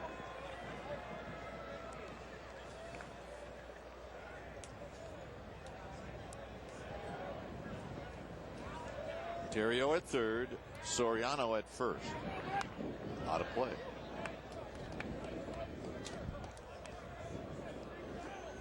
So on a windy night here in Scottsdale, lots of adventure out in right field. Milton Bradley, an opposite field home run that just took off with the help of the wind. 2-2. Down low. 3-2.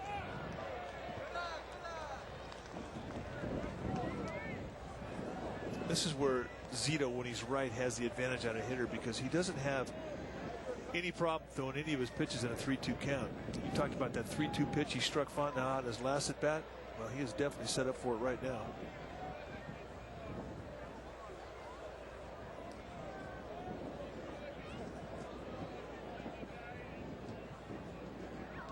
Here's the payoff. He got him. Fastball outside corner, and I mean perfect. Nice frame job by Benji Molina. Fontenot not happy with the call from Ted Barrett, the plate umpire. Bang, just sticks it right there. Gives Barrett a good look. Grab some pine, meat, and strikeout number 7. And, you know, we're seeing consistency to the strike zone and in any count for Zito tonight. Tells you he's got command of his motion, and that has been the consistency that he has lacked at times in his first 2 seasons wearing the Giants uniform. Derek Lee fouls this one off the roof here at Scottsdale Stadium. No balls and 1 strike. Zito's certainly not out of the woods yet. Is Derek Lee struck out and he's flied out. He's 0 for 2. Just lowered his arm angle just a little bit. Cut that fastball on his hands. Just go right back in there again. At the knees, 0-2. Fastball, bang, bang.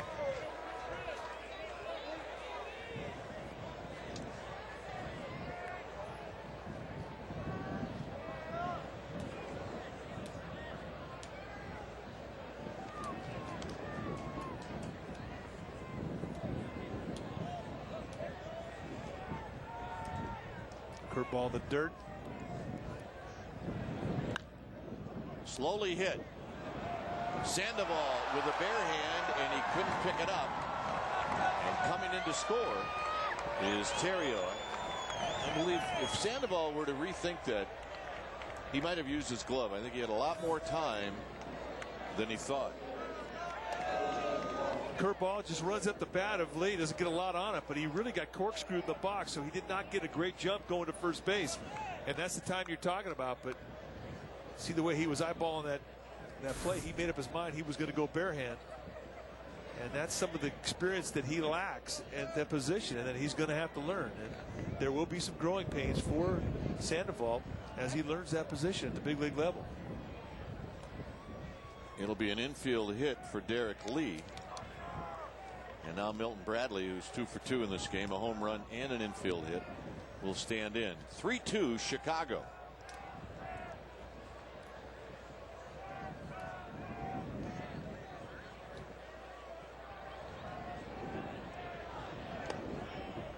Reggie Molina picks it clean. 1 ball and no strikes. Bradley hit a line drive right into the pavilion in the 2nd inning.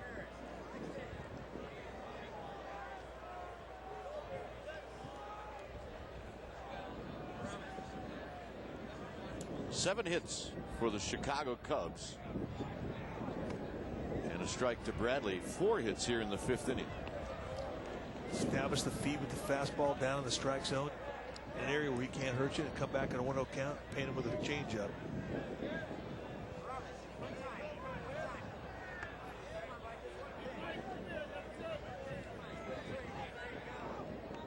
Soriano with his lead at second. And Bradley with a good swing, and he fouls it straight back. It's 1-2.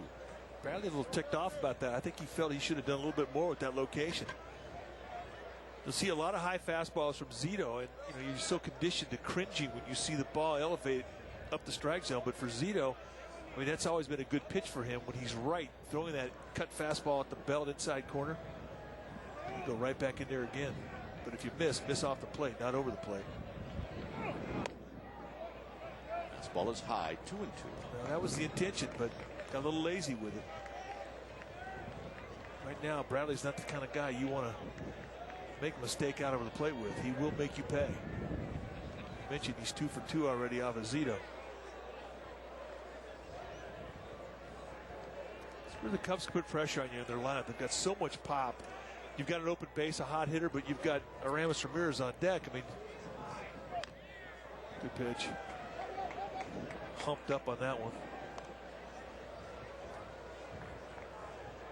Yeah, offense is probably not going to be a problem for Lou Piniella.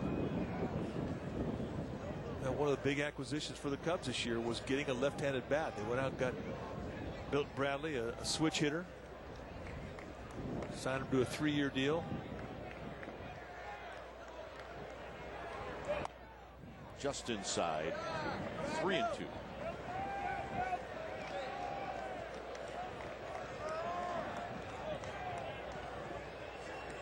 Right now they have no idea what they're going to do with Kosuke Fukudome.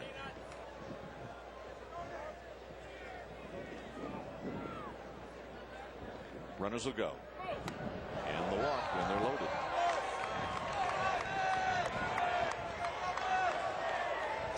So you would have to say that that qualifies as a pretty good at-bat.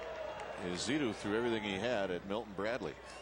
Yeah, it's a great at-bat, especially on that 3-2 take with the changeup. Well, you're right about Fukudome.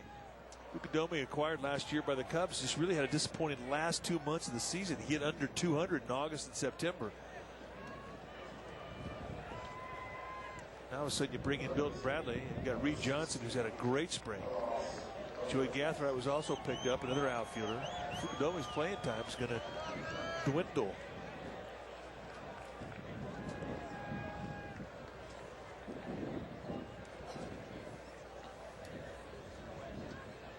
Speaking of Gathright, he is now pinch running for Derek Lee.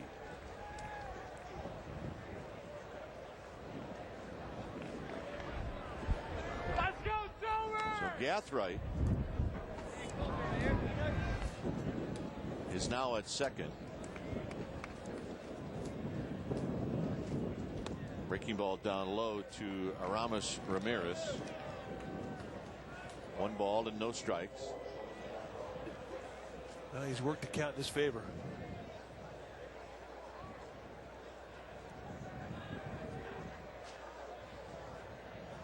Soriano, Gathright, and Bradley aboard.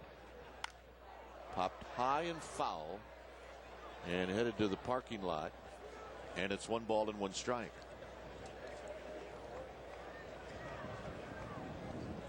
Kind of a scary strike right there.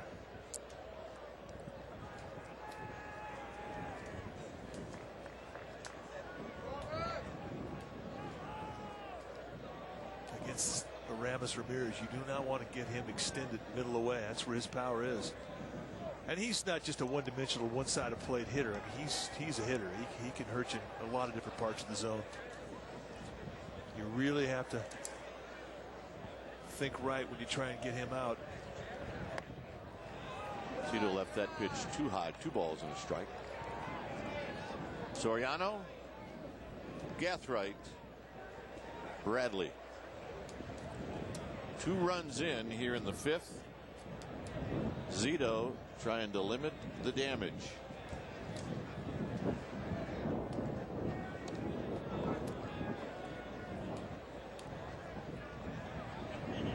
Foul back. Another scary strike. 2-2. But you know what he's doing, though? This is something he hasn't done a lot of in the last couple of years. When he is really pushed into making a pitch tonight, he has gone with that little cut fastball on the inside corner. Last couple of years, I mean, it's been with the changeup, try and beat you with a changeup or a curveball. Not trusting that ability to plant that location middle in. On the ground, Renteria, the short way, got him. And Milton Bradley a little upset, and that will end the inning. Sportsnet Central, the Bay Area's own sportscast every night at 10:30, debuts April 6th. For a sneak preview and an update on tonight's Sharks game, let's go to Comcast Sportsnet studio. And now we're back in the living room. And now, bedroom. Wow. And...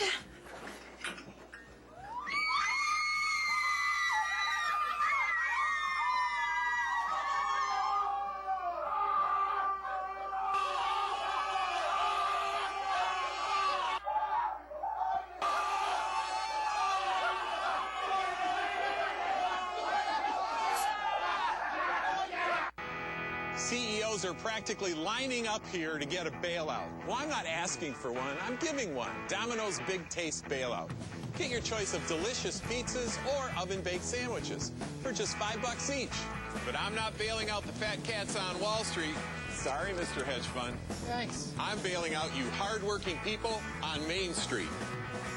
Domino's Big Taste Bailout. Mix and match any 3 medium 1 topping pizzas or oven-baked sandwiches for just $5 each from Domino's. Well, thanks, Damon, as we come to you from Scottsdale Stadium, and we certainly are looking forward to Sportsnet Central 3 times per day, 7 nights a week, and of course, April 6th. Circle it on your calendar.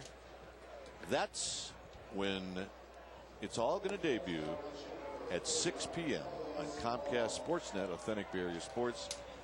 All of our friends at Comcast have worked extremely hard at putting this thing together, and it is going to be fantastic. So check it out. Fan friendly, fantastic.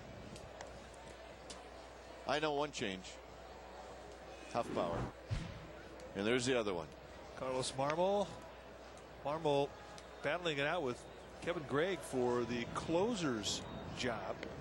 Last year, Marmol set up Kerry Wood, who is no longer with the Cubs, he's with the Cleveland Indians. And they have had pretty good duel battling for that closer position. And Lou Piniella says, you know, I don't know who's going to do it. This could go down to the last day. You know what? We could have both of them close games. He may know. Well, one thing is for sure. I mean, Marmol last year had 30 holds, setting things up for Kerry Wood. He definitely could close out an inning. He's got great stuff, a fastball that goes mid-90s with a real nasty slider, one of the best sliders in the game.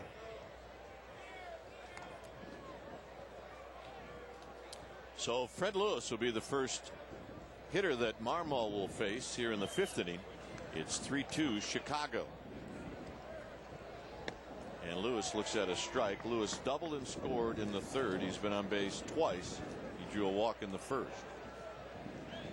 It's an old hitting instructor right there. Yep. Former Rookie of the Year, Lou Piniella. On the left field line, out of play.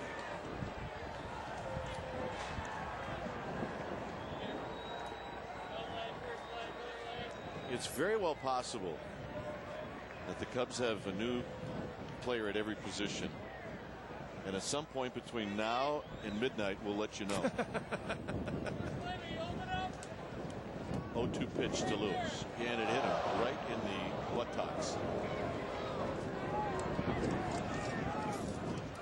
Wednesday, April 8th is AT&T opening night for the Giants. Come out early to see the presentation of Lincecum Cy Young Award during the pregame ceremony. You'll get a Tim Lincecum Cy Young Award commemorative pin if you're one of the first 20,000 people.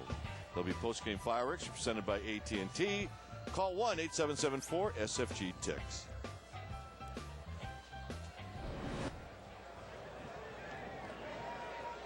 Here's Benji Molina. I think the wind just picked up. And Molina looks at a strike. Yep. We've seen grocery bags fly across this field, very reminiscent of Candlestick. And that tree's taking a beat. 0-1 to Molina. Sandoval to follow. And Lewis diving back in. Micah Huffpower. All right, we've got all kinds of changes.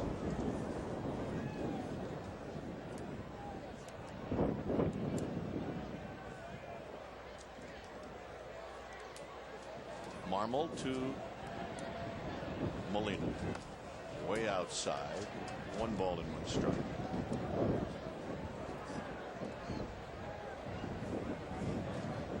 Esteban Arman is at 3rd base.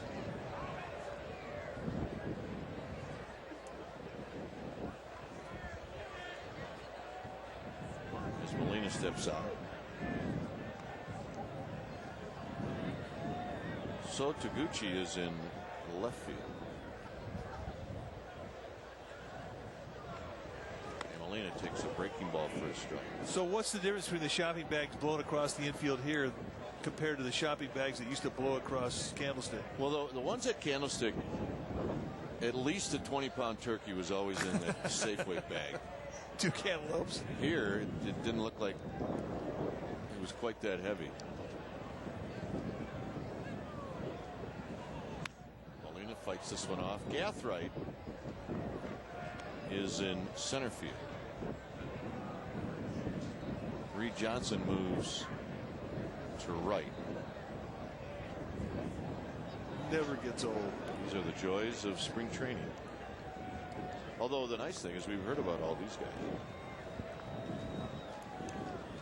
1-2 to Molina, and again the quick toss to first.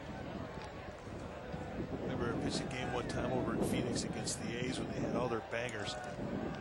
You know, Dave Parker and Ken Seiko and Mark McGuire. And it was a night just like this where the wind was just blowing out like a gale. And I gave up 1 home run, and guess who hit it? Popped foul down the right field line. And out of play. You were in a Giants uniform? Yes. And it was just like this. And we were in Phoenix, and it was just blowing 40 miles an hour out to right field. Who was it against? A's. The A's? Yeah. Ed Urak. Yeah, who ended up playing some for the Giants. And of all the bangers, Ed Urak takes me deep. And you know what bothers me about this? Big chopper to third, and it's a fair ball. Arman has an easy play to first with Benji Molina running. Down to second goes Lewis. Go ahead. A few years ago, I mean, this is like 15 years after this happened. I'm snowboarding up in Mammoth, and I go into the mid-mountain chalet there to get a snuggler. And who's sitting there? Ed Urach. And you know what he said? Hey, remember the time I took you deep in Phoenix? It seems he forgot about the 40-mile-an-hour wind. You're lucky he wasn't at the beach where he had a T-shirt on that probably said the same thing.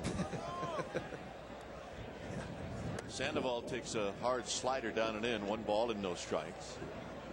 Yeah, that might tick me off a bit. But once you get in the hitter's book, man, once he hits a home run off you, he thinks he owns you. He could go 1 for 40. If he took you deep, he owns you in his mind. There's a strike to Sandoval.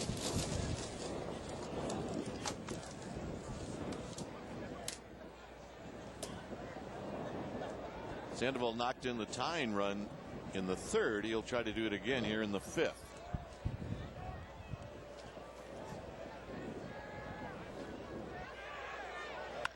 On the ground, up the middle, diving and off the glove of Fontenot. And Fred Lewis is going to come in to score. And Sandoval has done it again.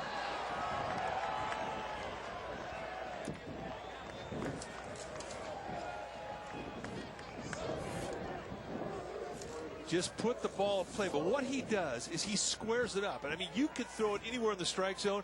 You can throw it anywhere a foot from the strike zone, and he can put good wood on the ball. And that's what makes him unique. He centers the ball.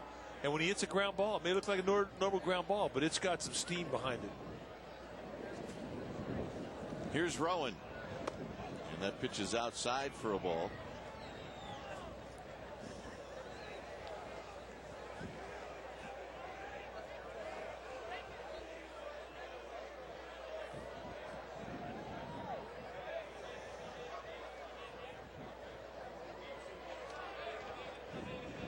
Rowan has walked twice.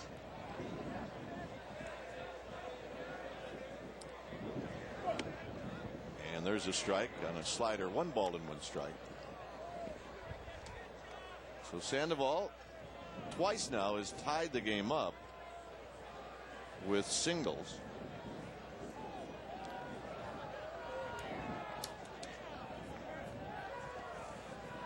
Marmol started out this inning by hitting Fred Lewis. Sandoval goes. Looks like it was a hit and run, and that throws into center field. Sandoval is going to have a stolen base, and he'll go to 3rd on the error. Well, if it's a hit and run, there's not a whole lot you can do when you got 95 running in on your hands.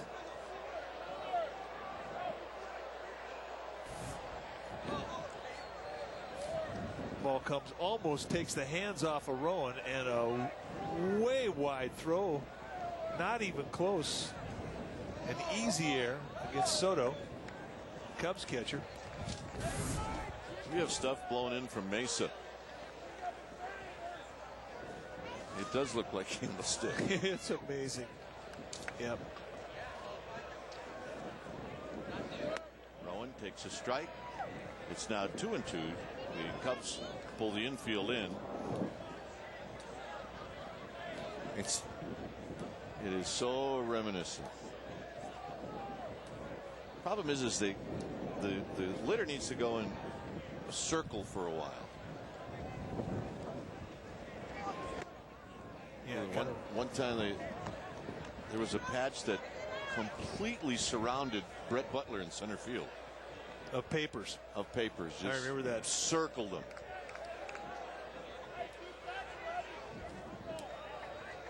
Three and 2 to Rowan with Sandoval at 3rd.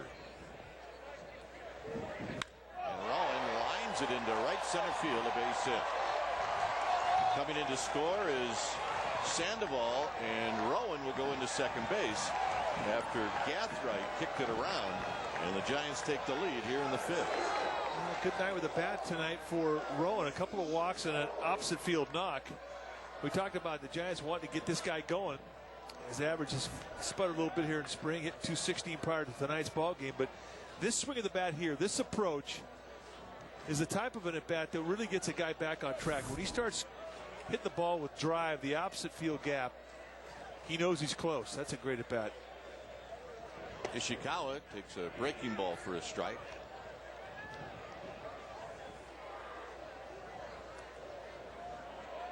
So the Giants come back with a pair of runs here in the bottom of the 5th.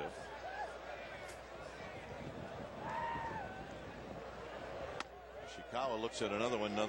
Yeah, if you're a hitter, boy, take a lot of pitches against a guy like Marmol. The more you see that slider, the better chance you're going to have to hit it when you face him during the season. Because it's a good one, folks.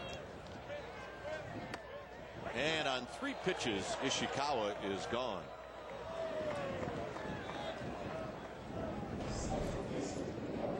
See the defensive changes. Taguchi, Gathright, Johnson. That's your outfield. Herman, Terrio on the left side. Fontenot, Hoff, Power on the right side. And then Marmol, of course, the new pitcher. So 6 changes on the defense. Welcome to spring training. Here's Emmanuel Burris, now batting left-handed for the first time in this game. And he looks at a strike. Andres Torres is on deck. 0-1 to Burris. Burris right back to Marmol, who spears it, and that will end the inning. Giants score twice. We will now head to the 6th inning here on a windy night in the desert. It's 4-3 Giants.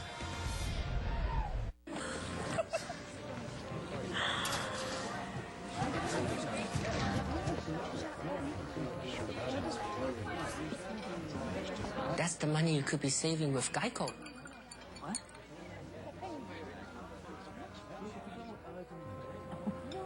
I know. Geico. Geico. 15 minutes could save you 15% or more on car insurance. 2 pitch, swing and a miss. The Philadelphia Phillies are world champions.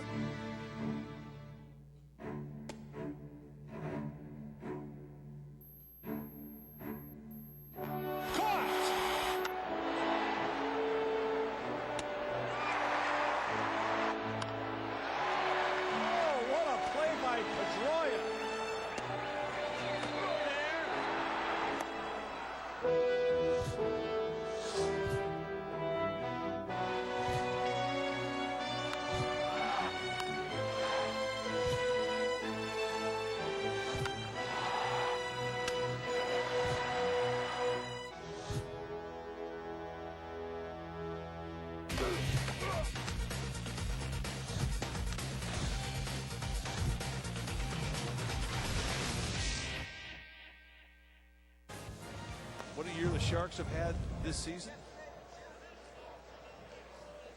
And we have a new pitcher now. The night is over for Barry Zito. It is Luis Perdomo. And this guy has been a great story. A Rule 5 acquisition that the Giants have brought in this year. And this kid has a chance to make this club. Got great stuff.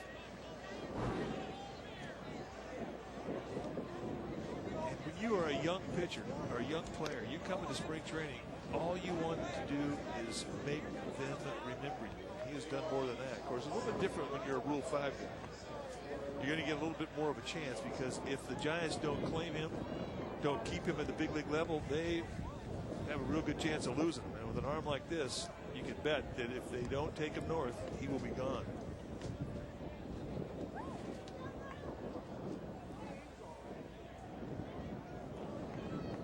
Reed Johnson will be the first hitter that Perdomo will face here in the 6th inning. Giants with a 4-3 lead. And the first pitch is down low, 1 ball and no strikes. We're with Jeremy Affeld, who is down in the Giants dugout, watching this 4-3 lead as Perdomo throws, and there's a strike. So, Jeremy. Yeah. You're ready to go? I mean, is this spring too long or what? Well, for me, I actually kind of needed a little longer spring. We had all that snow up where I live, so I needed that longer spring to kind of stay down here in the warm weather and get my arm ready. So it's been good for me. Well, tell us where you're at right now. How are you throwing the ball? I feel pretty good. I started to kind of lock it more in the last couple times out.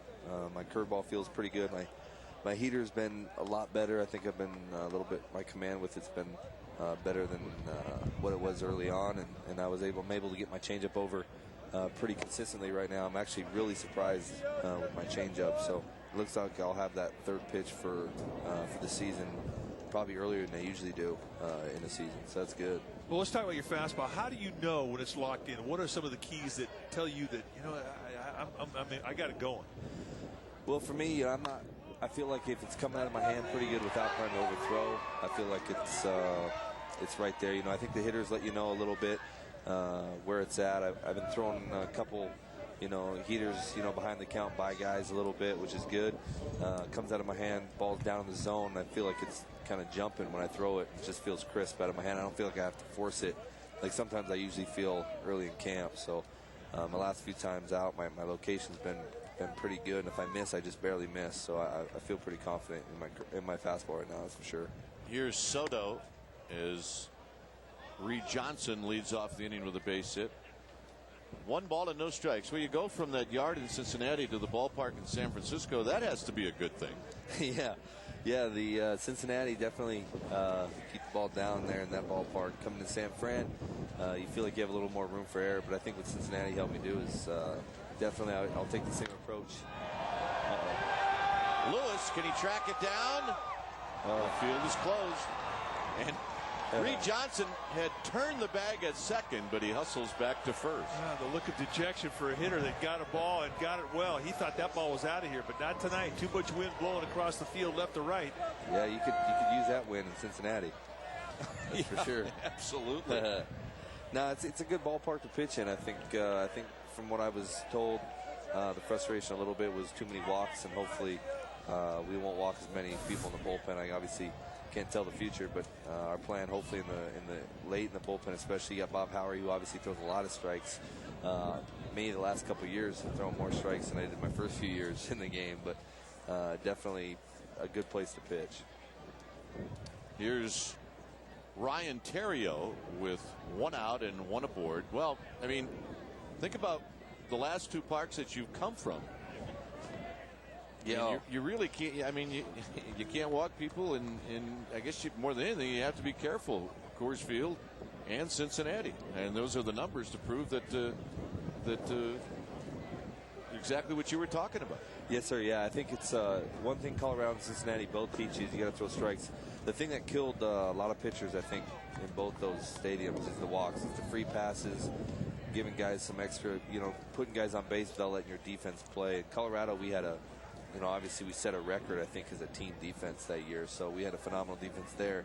Cincinnati, man, you just don't want to give free passes up, because that, if you can, I mean, you're going to give up home runs in that ballpark. I mean, you make good pitches, they still hit them out. So if you can limit to a solo shot rather than a multi-run, I think that helps, especially late in the ball game. You just don't want to walk guys, give up maybe your solo homer instead of that 2-3 run Johnson there is what's going to kill you there. So it's definitely got to learn how to pitch in both those ballparks, that's for sure. Jeremy, being a veteran in this bullpen, this is the time of spring where a lot of the younger players who are kind of on the bubble start talking to their veteran teammates, and for a little, well, maybe a little comforting pats on the back. Have you had guys come up to you and seek that type of comfort from you? I had, I've been talking to Hinshaw a little bit. I think he's a left-hander with some pretty good stuff. I think he's got a pretty good heater.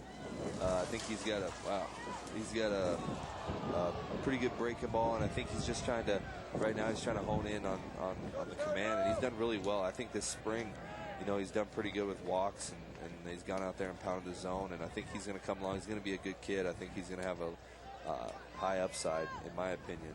So I think it'll be good there. We got some young guys that are going to. Billy Sadler, he's not with us anymore, but I think he's going to be a good up-and-coming kid. Who's going to help this ball club out. So I think we got a bullpen that we've got some good arms coming in. So hopefully, we'll be able to help out as much as possible. Me and Bob down there, I think, are the oldest guys. I don't even have that much time, but I guess I'm the veteran down there, one of them. So, and then Wilson, he always gives us some good words of encouragement, wisdom. So we can go to him if we need it. So 2 balls and a strike. Well, Wilson's got that type of of stuff where I guess you just got to filter it out and say, all right, yeah, that's cool. Yeah, he's awesome, man. He's a character down there. He's kind of crazy, but you know, he keeps it lively, and he's kind of got that crazy closer mentality. So I think we have a pretty good fun bullpen down there, and I think we got a good mix of veteran guys and young guys. I think we'll mesh pretty good. We're having a good time already this spring. So, all right, Jeremy, thank you for stopping by, and you do look good. Thank you very much. Giants, big guys in a Giants uniform. Isn't that what it's all about? Yeah, you were born to wear the orange and black, my friend. There you go, baby. All right, Jeremy Affel stopping by. It's 2 balls and 2 strikes to Ryan Theriot, with Reed Johnson at first base. Theriot held up. It's 3-2. This kid, as Mike mentioned, Perdomo has a live arm. Cardinals did not want to see this kid leave the organization, and they would love to have him back.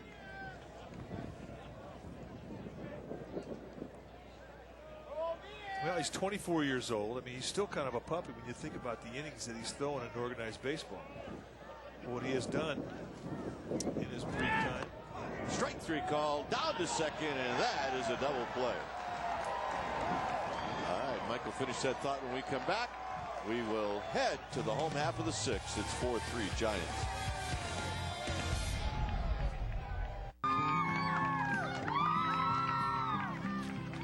Good work out there. I just wish I didn't give up that last home run. You showed a lot of heart out there by never giving up and trying your best. That's what really matters. You know how many home runs I gave up in 05? 26? But you did have 163 strikeouts. There's nothing like positive support, and there's no place like the Boys and Girls Clubs of America. Together with Major League Baseball, they create a positive place for kids. Sports are great for a kid's body. Steroids aren't. They can ruin tendons in legs and arms. Steroids can stunt bone growth and increase the chances of liver cancer, heart attack, and stroke. Steroids don't make great athletes. They destroy them. Talk to your kids. Need help? Get help. Visit drugfree.org.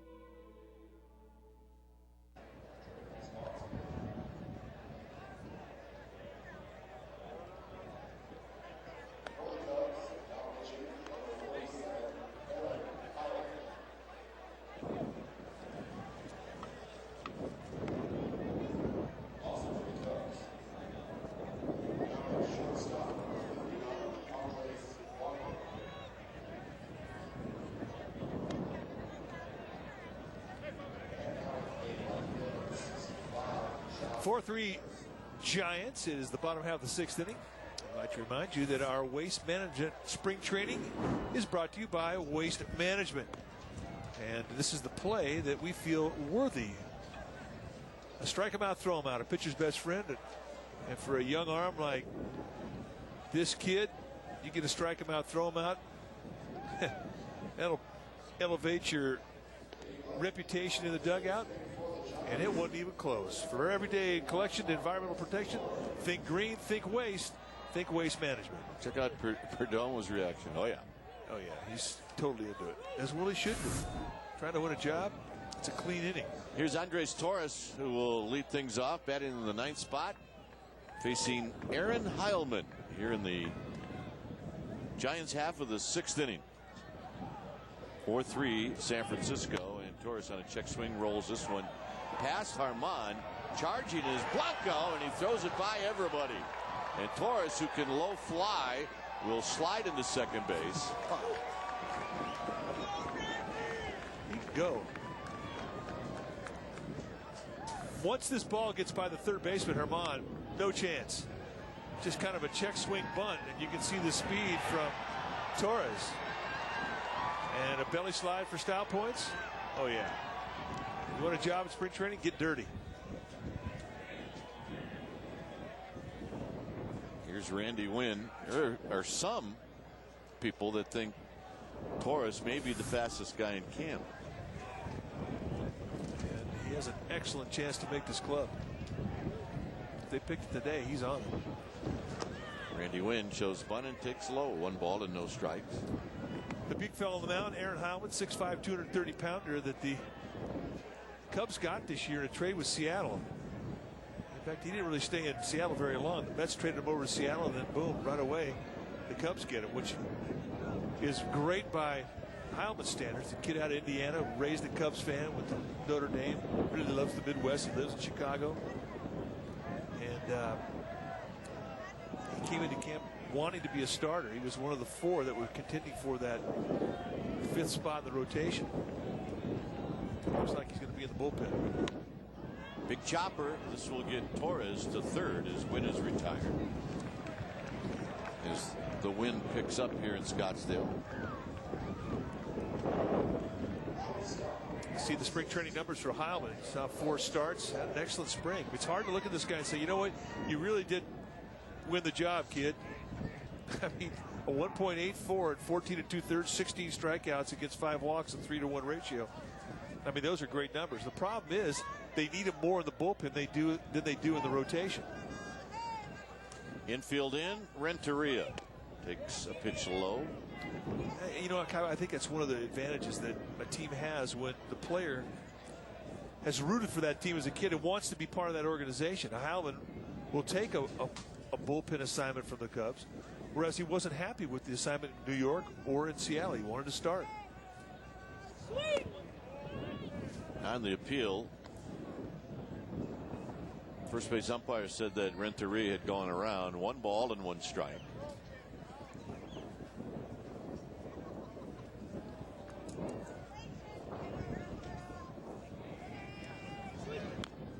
Rolled foul. Mark Johnson is now behind home plate.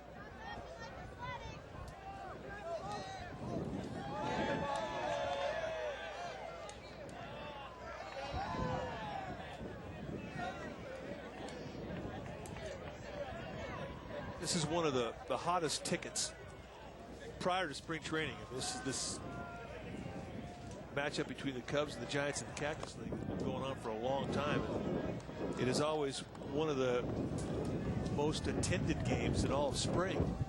To just give you an idea of how bad the wind is right now, you look around this ballpark and about 70% of the crowd is taking a hike. 2-2 to Renteria. I mean, it's a 4-3 ball game. Renteria takes one that just missed. 3-2. The new right fielder from the Cubs minor league camp is Josh Harrison.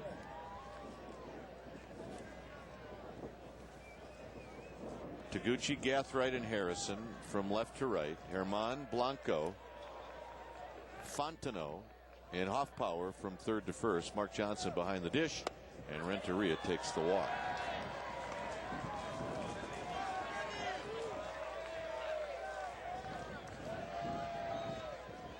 Time now to ask Kruk and Kite. Throughout the upcoming baseball season, visit ComcastSportsNet.com and ask us a question. We'll try to answer one a game. Leah from Berkeley, who is the most likely Giant to step up and have a big offensive season in 2009. I mean, when they say that, does that mean step up meaning someone who hasn't done it before? Yeah, I'm going to go with someone who hasn't done it before. Lewis. How about Lewis? Lewis with an infield hit, and the Giants pick up a run. It's 5-3. I'm going to go with Lewis. I think Lewis is a good call. I mean, he's always hit for average in his professional career. Now he knows the league. The longer you play, the big leagues aren't quite as big as they were when you first come up to the big leagues. And that's when guys start to get settled in, and I think it could happen with him. I also think that Pablo Sandoval is going to go off. I think he has the ability to hit right around 300. And the other guy, too, which is kind of a sleeper. He's had a great spring. But Travis Ishikawa, I think, is set to go. Here's Benji Molina way outside. Kevin Franson, by the way, went into pinch run for Edgar Renteria. So Franson is at second base. Lewis is at first. Lewis with the RBI single. He's 2 for 2.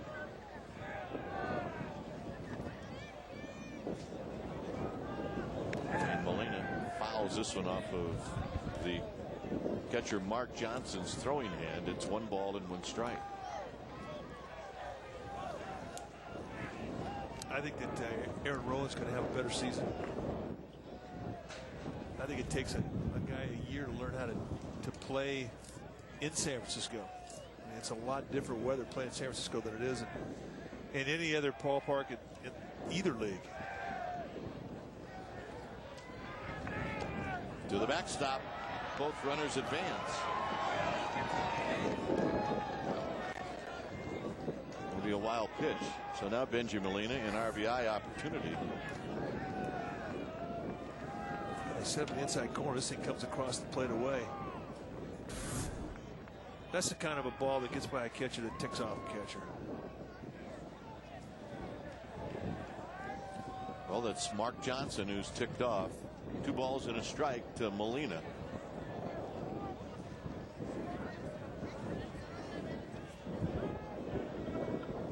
Is that Les Johnson's brother? And Molina pops this one foul down the right field line. And out of play off the light tower. You can get into games in spring training where Les Johnson is playing all 9 positions. Yeah. Les Johnson for years has been our go-to guy when we don't know who's out there. 2-2. Got him. Good pitch. The one thing nice about Heilman, he's got the ability to put the ball on the ground. And I think every staff should have a guy like that. Bring him into an existing situation with men on base. 1 pitch, ground ball, double play, get you out of a jam. Heilman's that kind of guy, but he's a little unique in that he's not like a lot of sinker ballers, and that he can strike you out too.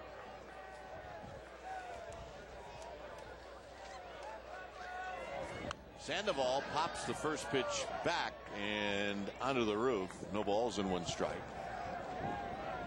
First base is open.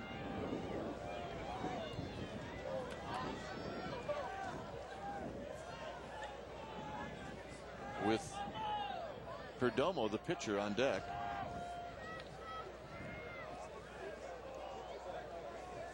How many walks do you think Sandoval will have this year? 27.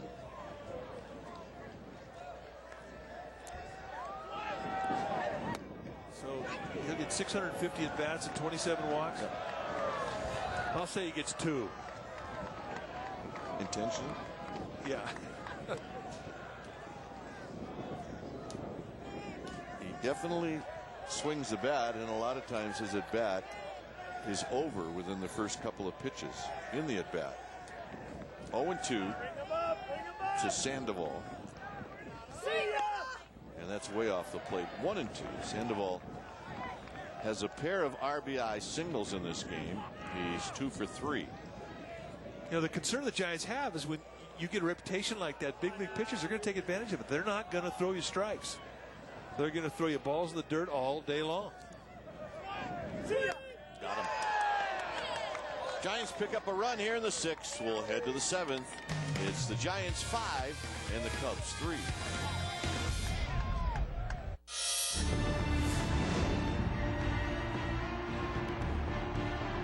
Will lead off in the last of the ninth.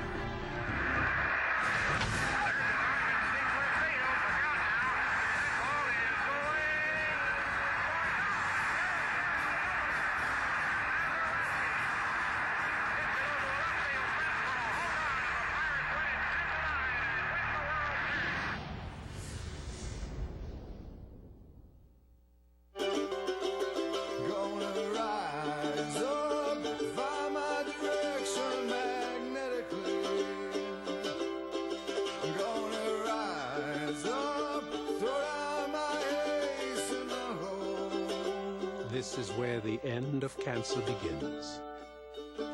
Stand up with all of us. Stand up. Stand up to cancer.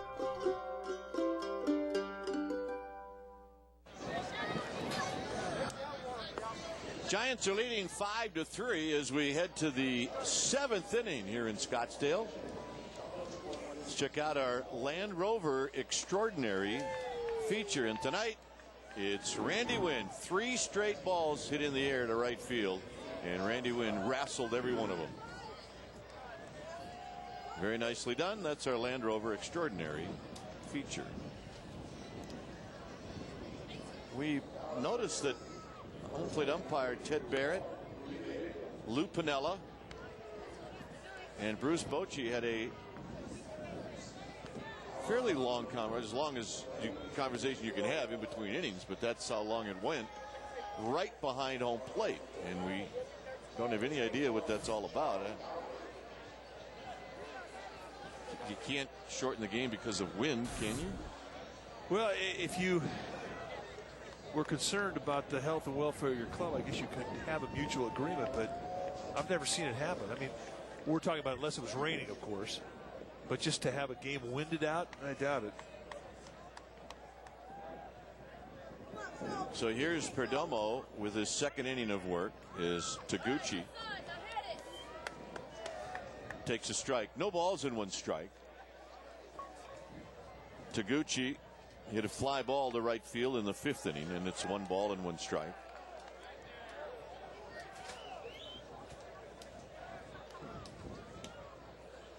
Herman is on deck.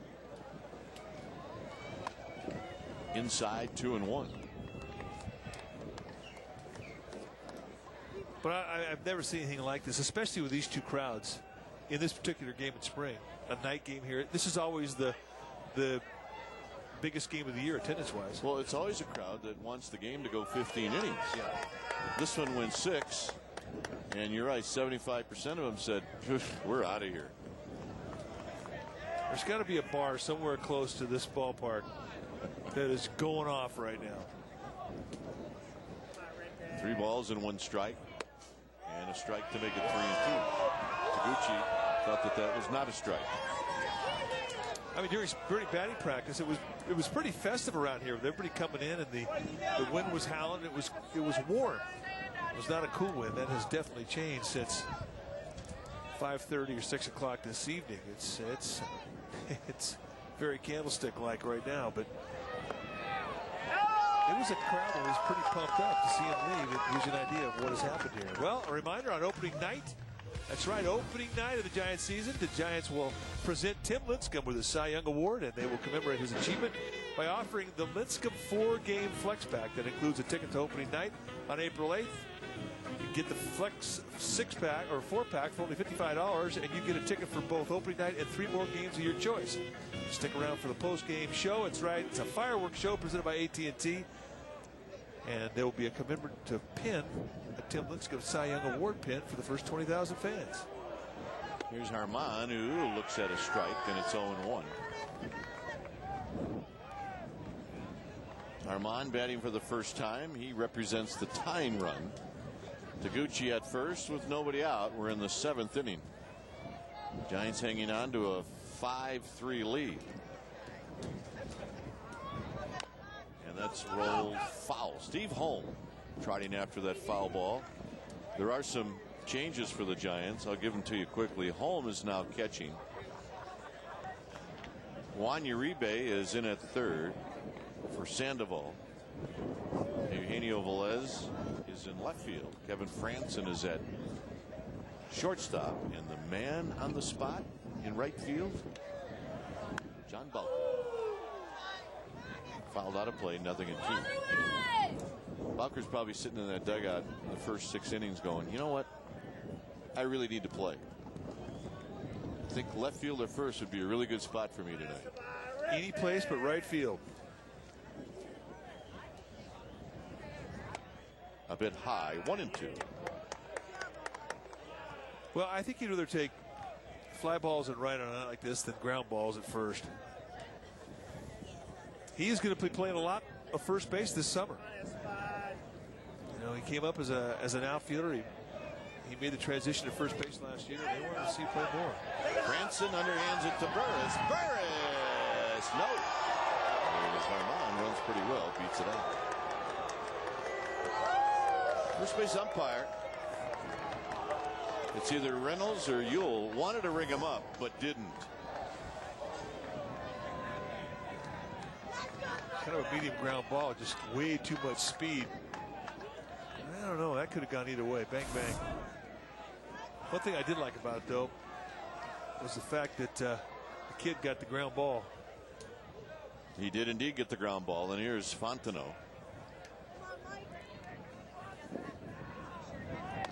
Up high, 1 ball and no strikes. Gathright to follow. Another thing I like about Perdomo is the fact that he's got such live movement on the fastball, and movement will get you balls on the ground. And you can locate down around the knees, and this is what they're hoping to see, a consistency from him with. But to say this kid's future is bright is an understatement. Good arm. Minor league stats pretty impressive. At 257 innings, he struck out 275 against 92 walks. His ERA 2.93. And most of his career has been out of the bullpen. 192 appearances in the minor leagues. He's made 2 starts. The 2-0 strike.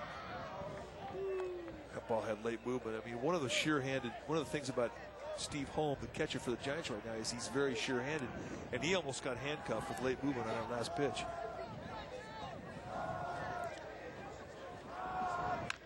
On the ground, Ishikawa steps on the bag to Franson. Double play.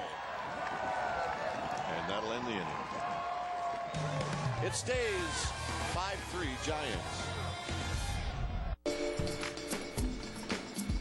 His reputation is expanding faster than the universe. He once had an awkward moment, just to see how it feels.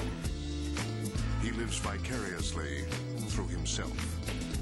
He is the most interesting man in the world. I don't always drink beer, but when I do, I prefer Dos Equis. Stay thirsty, my friends. Our national pastime. It's more than just a game. It's a tradition. All the records, milestones, celebrations, they connect generations and unite communities. I think any time that you can try to help people, the better off people will be. The crazy thing about having the opportunity to give back is that when people see you, all of a sudden their eyes open up, their ears open up. They want to listen to something that you have to say. This is Beyond Baseball, an MLB Network special presentation, Sunday night at 8 Eastern. Very unique routine when he steps into the batter's box. Incredible! Oh, my goodness. He steps back into the box, and here comes the pitcher. Did he do it? He did! You talk about fearless. Everything you love about baseball is on MLB Network. Our national pastime all the time.